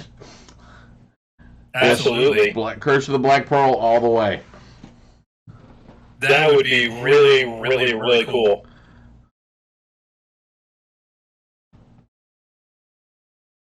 I've heard there's someone named Blackscales who thinks they're the toughest pirate around. Ooh, you really do have a death wish, don't you? Well, she thinks she's the toughest there is, but she hasn't seen old Captain Bones, has she? I got a funny feeling you just like your characters dying, don't you? That's pretty much it. I will point this out. So far, my characters have either died or almost died only when Lee has run. Now, that being said, pray to God I've not cursed myself for the other GMs who have run stuff yet. Yeah, Or you I want Brenner, to, the captain. I want to state something for the other DMs that are in here right now. Feel free if you kill a character to add a skull to your name. I have no problem with that. You said we couldn't at first. I don't think I don't remember saying that. Yeah. Hey, Papa Lycan. Steven's writing out his kill list as we speak. Yeah. Yeah, it's all one word. Davik. No, Batra, Davik. Just the ones that have already died. I was going to say, why is Batra on the list so much? Oh, he's been taken out a couple of times. Yeah, I've already killed Batra. Oh. I want to warn you guys about something that's coming down the pipe because I got it stuck in my head and it won't rattle away. Uh-oh. I have seen the meme probably 100 times just this last weekend alone, plus the last 3 years of Country Roads, but it's Country Gnomes. Country Gnomes. I'm going to take that song, completely rewrite it to that entire ideal, and then I'm going to make Country Gnomes as a monster, and then I'm going to write a module. An undead, underpaid pirate crew with a bone to pick. Oh. It was going good, and then you had to throw in the joke.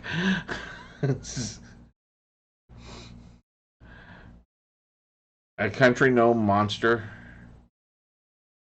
Oh, that's funny. Has to be a rock gnome. Oh no, the song goes... So far the song goes from just what has been in the meme. Country gnomes take my bones to a place they don't belong, West Virginia. Red caps. So, they are country gnomes who steal your bones. Red caps just wash their hat in your blood. Artificer Necromancer seems fun to run. If you go by me, kobolds hate gnomes. Yeah, that's true. Their gods have a horrible grudge match. Yeah, well, the gnomes killed the kobold god. The gnomes or the gnome god? The gnomes killed the kobold god.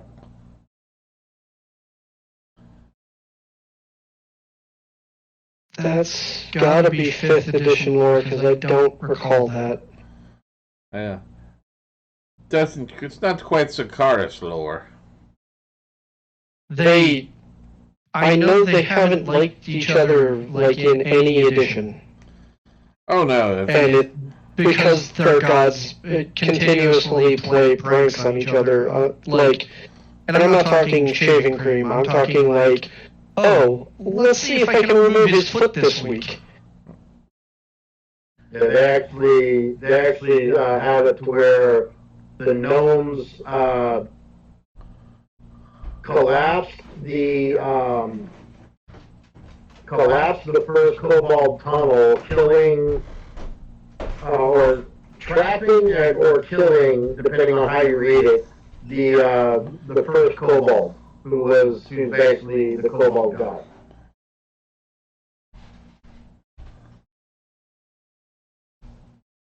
That's why he ascended in 3rd edition. Why was he on the mortal plane in the 5th?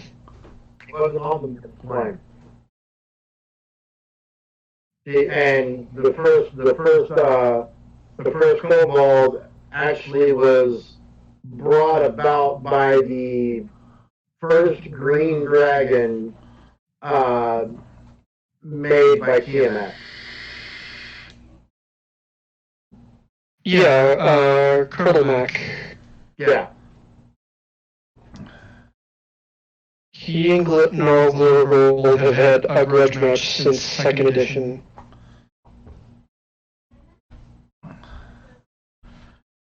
Yeah, that's why I started my lore over. There's just so much. Yeah, it got. There was so much that was intertwined and whatnot. So I've simplified it for mine.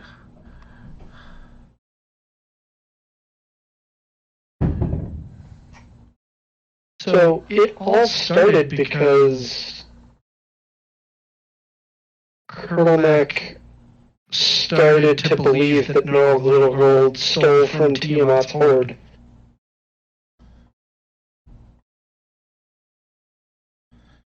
I don't know if it was true on either end. Have a good night, Sheila. Thank you for stopping by. Master of Puppets. Kobolds, because of what they are, actually mine better than dwarves. And they're basically they were the tools for the dragons to be able to collect and hoard wealth. Yes. Right. And we actually, there's a couple of things where I've read where kobolds have a burrowing speed of like 20 feet.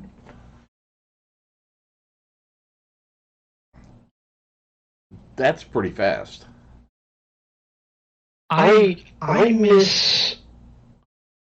There was in 3.5 there was a prestige class specifically for kobolds, and it only required that they have a proficient, like their base attack bonus was 5, which could be as soon as level 5 for certain classes, and could be as late as like level 17. But they were like, one of the abilities in that was they got the ability to make traps throwable and 5 times more dangerous. That's on a level with a Sandshrew from Pokemon. And in 5th edition, they actually have it's part of the lore that they're actually very good trap makers with, they always have been. Yeah. Oh, so yeah. You can make traps out of pretty much anything as a kobold in 5th edition. Yeah, they are effectively D&D's version of Ewoks. Yeah. Scaled Ewoks. That's why I put their homeland, the main kobold homeland, is probably on the northern side, not far, one of the countries close to the Tarim. Because the kobolds, the orcs, and the goblins are very good at engineering, as well as the halflings and gnomes. So all my engineers are on the northern side of the continent. Medicine's tribe is like 4,000 kobolds. You prefer Ewoks?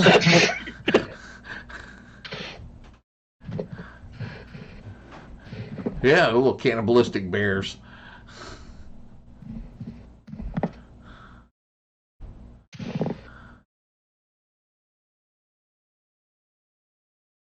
Yeah, I don't trust an Ewok. Yeah, the people that prefer their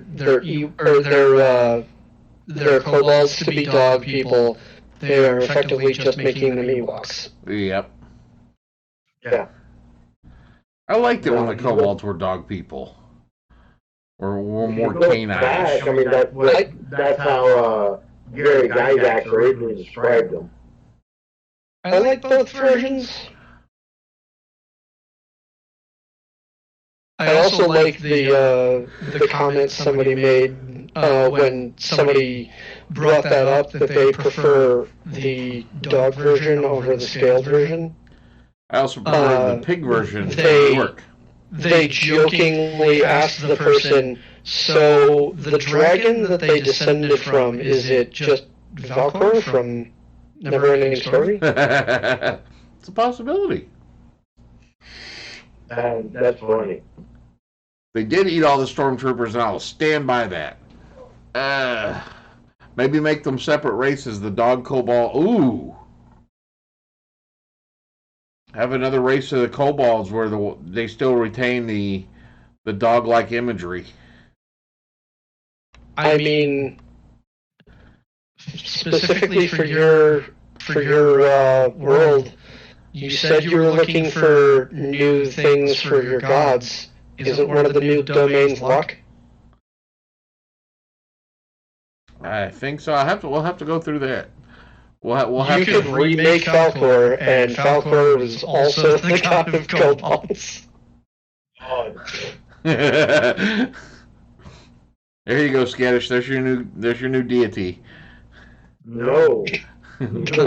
God of luck and Falkor. furry kobolds. I I think you might have a little bit of an issue if you actually name it Falkor, but I can change up the spelling enough where everyone will know. spell it with a PH instead. Yeah, Falkor. Valcore. VALCORP.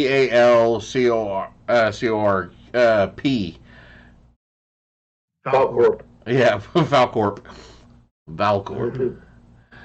Valcorp. Welcome to Valkor, how do you crush your soul? Thank you for sending the likes. Did you see the cosplayer at Dragon Con, that did Dragon Con last year? The meme. No, I don't think I did. Which one? They actually dressed as Atreyu, and they had Yes. they had Atreyu's horse, the horse head, like on the carpet, and they're like sitting there like, oh, I'm like, oh god, that's just so well. I don't know if it's just.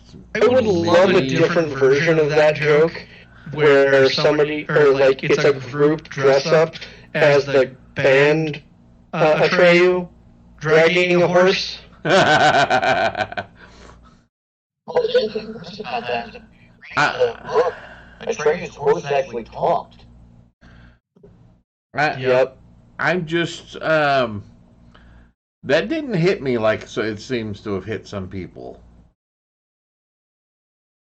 It hit me hard. A lot more of us, it hit us because we were like 6.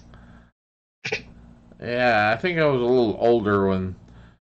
And it When was I our first first, saw it. like, it was the first time that that death was depicted directly in front of us as and depression at the same time. Yeah. I was this? Falkor. It's No, not Falkor. Atreyu the- Artatrix. The Marshes of Sadness scene. Oh yeah. Just I never. can't remember the horse's name though. It starts with an A. Artatrix. Artemis? I thought it was a title. Atreyu was No, always. Atreyu was a kid. Was a kid.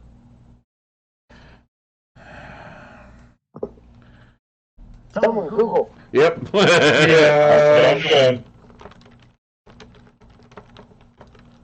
Oh, the other time that we were dealt with like really big depression was like Land Before Time when Littlefoot's mom died. Artax. Artax. ARTAX. See, my first memory would have been when Optimus Prime died. Oh god. That was heartbreaking. That one gets me. And people wonder why Gen X and the millennials are all fucking depressed. Look what we grew up with. Hey, listen. You're talking to one of the people that still remember Old Yeller. Bam. I forgot completely about that trauma. School. Thank you. I watched that in middle school as part of an English thing. Yeah. Where the red fern grows. Oh, God. You had to bring that one up. Bridge to Terabithia. Hilarious. Was it? No. Charlotte's Web. He says just 6 words I can trigger most millennials. He says just 6 words. Are you ready? And I was like, how? He says, like a leaf on the wind. And everybody just goes, oh, Jesus. God, that was such a good show. With that, just had to bring that up, didn't you? You either get the room full of fuck you, the tears immediately, or somebody actually gets tackled. Yes. It's still too soon. It's something like that, and I don't want to go.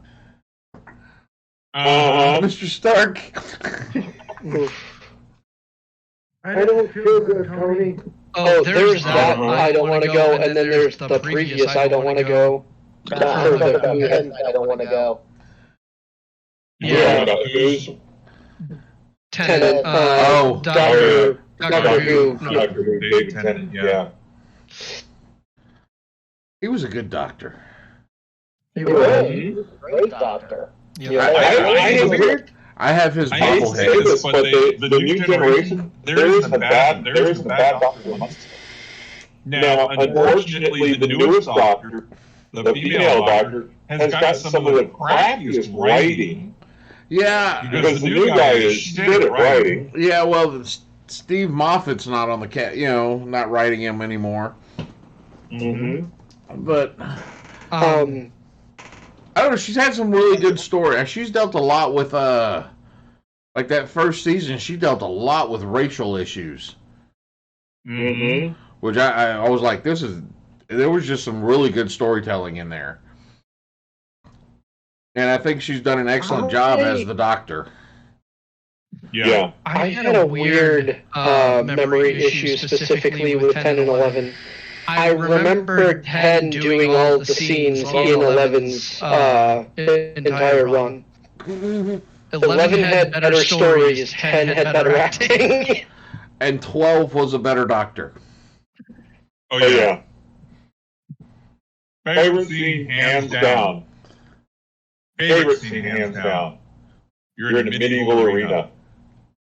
And all of a sudden, you start hearing this guitar playing. And in rolls this Peter Capaldi on a Peter fucking tank. Peter Capaldi sitting there rolling in on this British tank. It's just like, oh. He comes down and he says, well, you said you wanted an axe fight. I'm like, oh, thank God. I thought he was an excellent choice for the doctor. Mm-hmm. I haven't had a bad choice on screen yet. Nope. I wasn't. I enjoyed it because it was Doctor Who, but the Chris Purcell, the first one that came back from the new series. 9. Yeah, I wasn't a real big fan of his. I mean, Eccleston. Yeah, Eccleston. But I did enjoy it. I just didn't enjoy it as much. I think it was probably because of Rose. Well, I'll be honest with you, he had a hard job. He had some huge shoes to fill, and he had a hard job. He had to restart. He had to rekindle and restart an entire series that people had forgotten about. But it also had some added cast. Yeah. Also, like, does anybody else know why he only did one season? No. He is the type of actor that does. He is the type of actor that never wants to reprise a role. Mm-hmm. He doesn't want anybody sitting there and walking down the street going, "Oh, yeah, you're so and so." He wants people to sit there and go, "Oh, the actor Chris Eccleston." He did a good job. Don't get me wrong. I didn't enjoy him as much as I have enjoyed every other actor that's played Right. Doctor. I take that back. I take that back. Eccleston was my first Doctor. There was a Doctor that I think that was I disliked. I absolutely just disliked. And thank God he was only in one 2-hour movie. McGann. Yeah. That was just bad storytelling. The War Doctor? No. No. I liked. John Hurt was good. It was a Which movie? I might not have actually seen it. It was. This was in the late 90s. The Doctor Who movie. It was with Paul McGann was the Doctor. Yep. Yeah, and that was an American-made movie. Yep. Yeah. Well, there's your problem. They did do They did 2 other movies that were not. They're not considered canon. Where that one is considered canon, but they did 2 other ones where it was the Doctor versus the Daleks, and it was just their invasion of Earth, and they were not very well done. Who would you have to say is your favorite companion? That's a good question. Hello, sweetie. Yeah, It's definitely. Wife, not a companion. She never really. I know, but still, she has been my favorite side character. She has 3 books too coming out. There's a new one coming out. I want to say in October. The Curse of the Ruby, and it's actually written by Kingston. But other than that, favorite companion, Captain Jack. Captain Jack Sparrow. Captain Jack Harkett. Yeah. Have you ever seen? Sorry, go ahead. Harkness is definitely like I was having trouble thinking of any other one that stuck around long enough to be an actual companion, and I thought about Rory.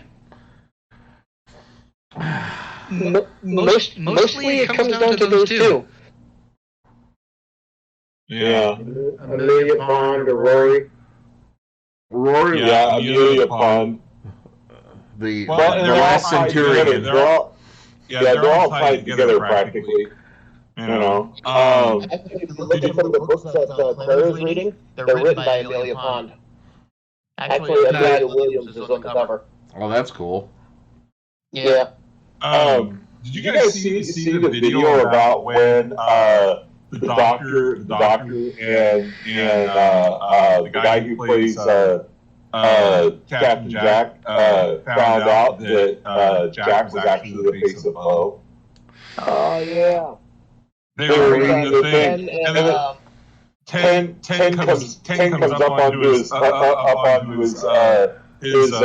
trailer, starts banging on the door. Have you read the script? Have you read the script? Have you read the script? And he's like, no. He goes, you can just leave. I'll get to it. Then Ken goes running off, and then he sits there and goes, so he pounds through the script that night, and at the very end, he sits there and he reads the line. He says, the face of Poe, they called me, and he screamed so loud he woke up his wife, who is 2 stories away on the top floor, because he reads down in the basement, so it's nice and quiet, right? He ripped the page off the script, and it was just like, ah!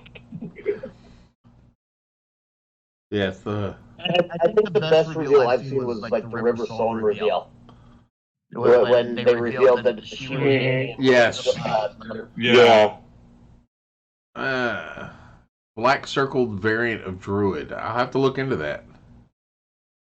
Clara was alright. Oh well. Mhm. And then, if you read the book, The Legends of River Song, like, if you remember watching the Library of the Dead, the first episode that she was in, all the things she's going over in the diary is actually in the book, The Legends of River Song, the picnic at Asgard and stuff. That's all in that book. And it makes the story so much better.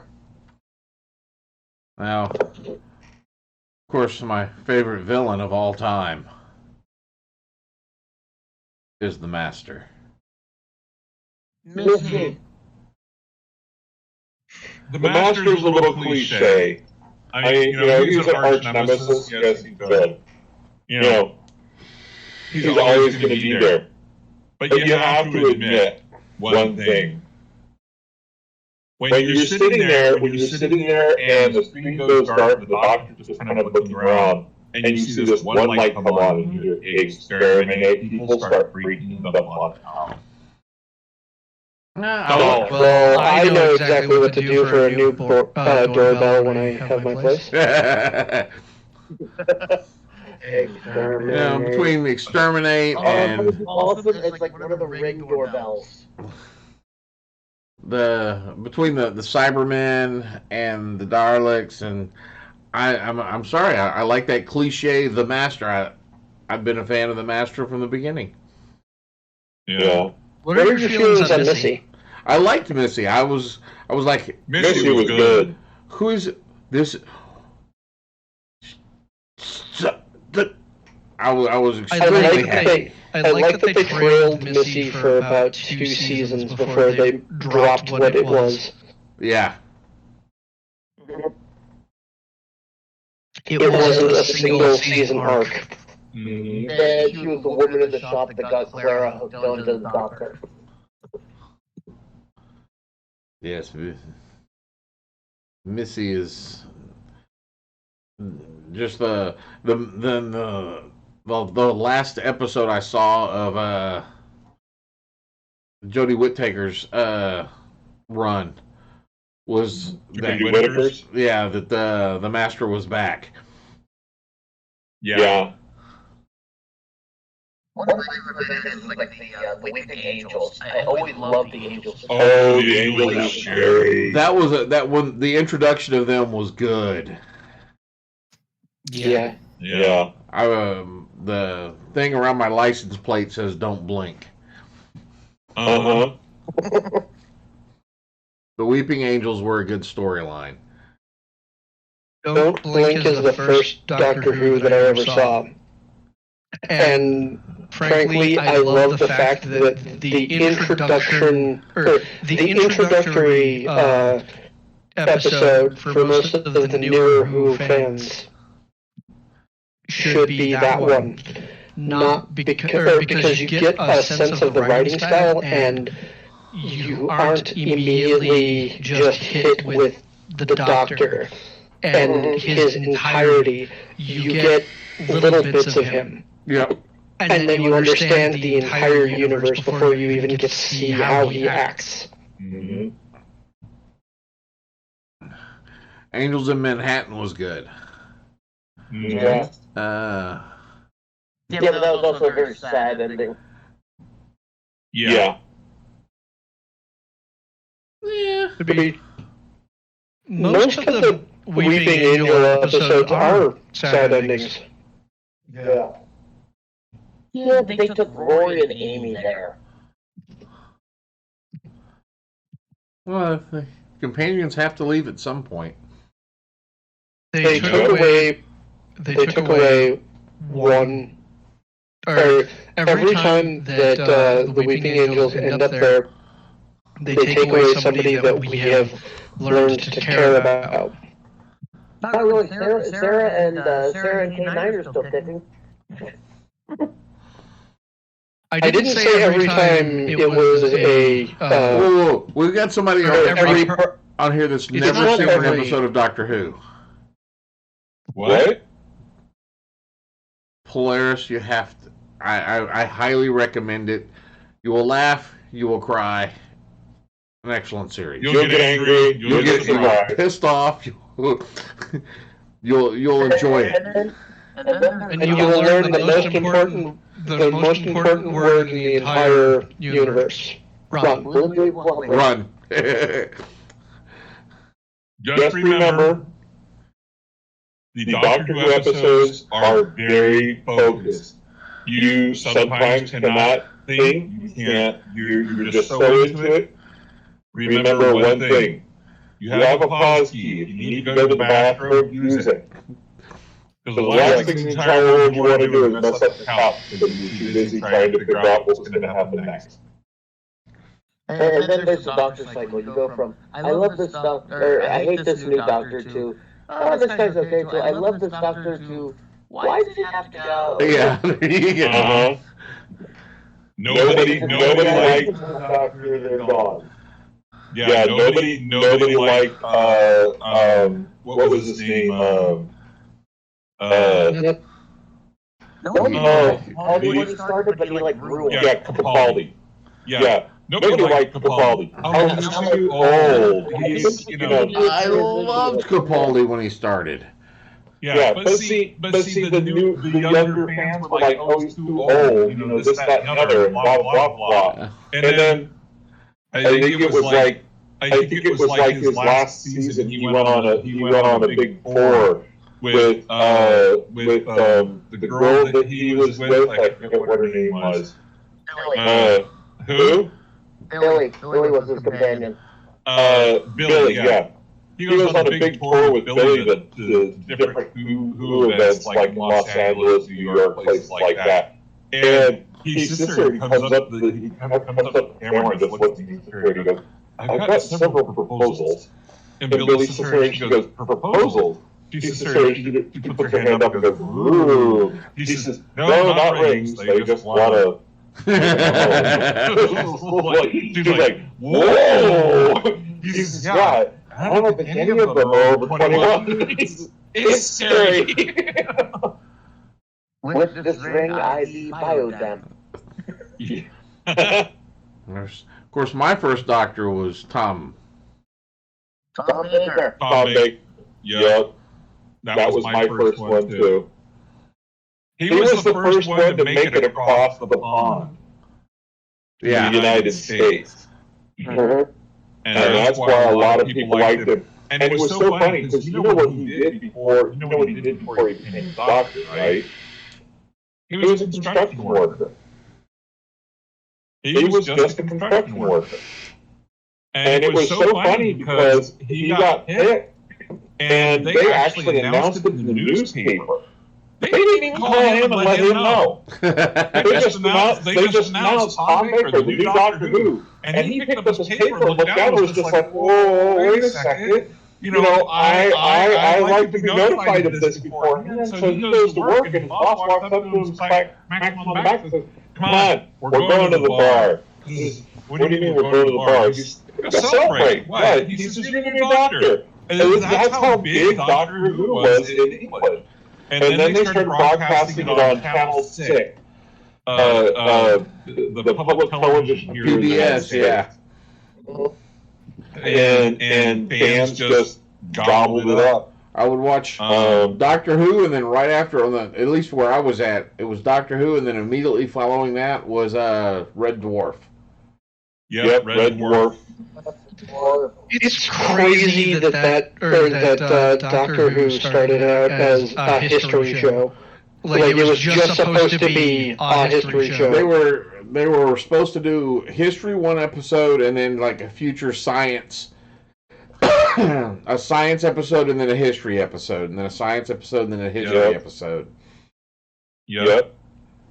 They got halfway through the first. They got halfway through the first season, and then new writers came on and started doing things that BBC wasn't happy with. Well, and you know what the funny thing is? You know that they almost got canceled on their first episode? Yeah. And it was because they put it out and they were waiting for their numbers to come in. They're all like sitting there going, okay, it's the first episode, it's the first episode. Boom, the episode gets cut. Why did the episode get cut? Kennedy had just gotten assassinated. So nobody saw crap anywhere. So they managed to redo it so that they could do it again the next month, because literally it was a month before anybody wanted to watch it on television. Yeah. And then their new thing, they pulled in ratings that were unheard of. And it was funny because the lady comes in, she sits there and she goes, I heard that we only got, such percentage, and the guy who's over her sits there and he says, sweetheart, he says, no. He says, that was the first 5 minutes. She goes, what do you mean the first 5 minutes? He says, mid-show is where we take our numbers from. He says, you were up to, I think they said 80 points, which is usually unheard of. He says it was incredible. So, Didn't Doctor Who come out in like 63 or something like that? I'd have to look that up. When was Kennedy's assassination? That was the same day. What gets me was the fact that they recorded over so many episodes. Mm-hmm. Because the BBC just reused their tapes. Mm-hmm. And so there were so many episodes that have been lost to time that will never be seen again. Actually, they were talking about it. There was a station in South America that had copies of all of the shows, because they would send them off and they would, put them on a secondary market. And this place never recorded over anything. They just kept them stored somewhere. They recovered about 85% of all of the lost Doctor Who's. I've watched everything that's been available. Yeah, I've seen a lot of it. They haven't put this out, but it was like the first Doctor Who was The reason he got so quickly burned out was because they were doing filming literally every day. And he was old. Well, yeah, and he was old. But I mean, never let it be said that the man wasn't a diehard, because I mean he put down. The doctors just kept getting younger until Capaldi. Right. Which is interesting, because Capaldi's technically the first of the new run of Doctors, so maybe that's just the way the Doctors run. Go. Maybe. Because they go from old to younger. You want to run through the close and wrap things up, and we can continue the conversation. Yeah.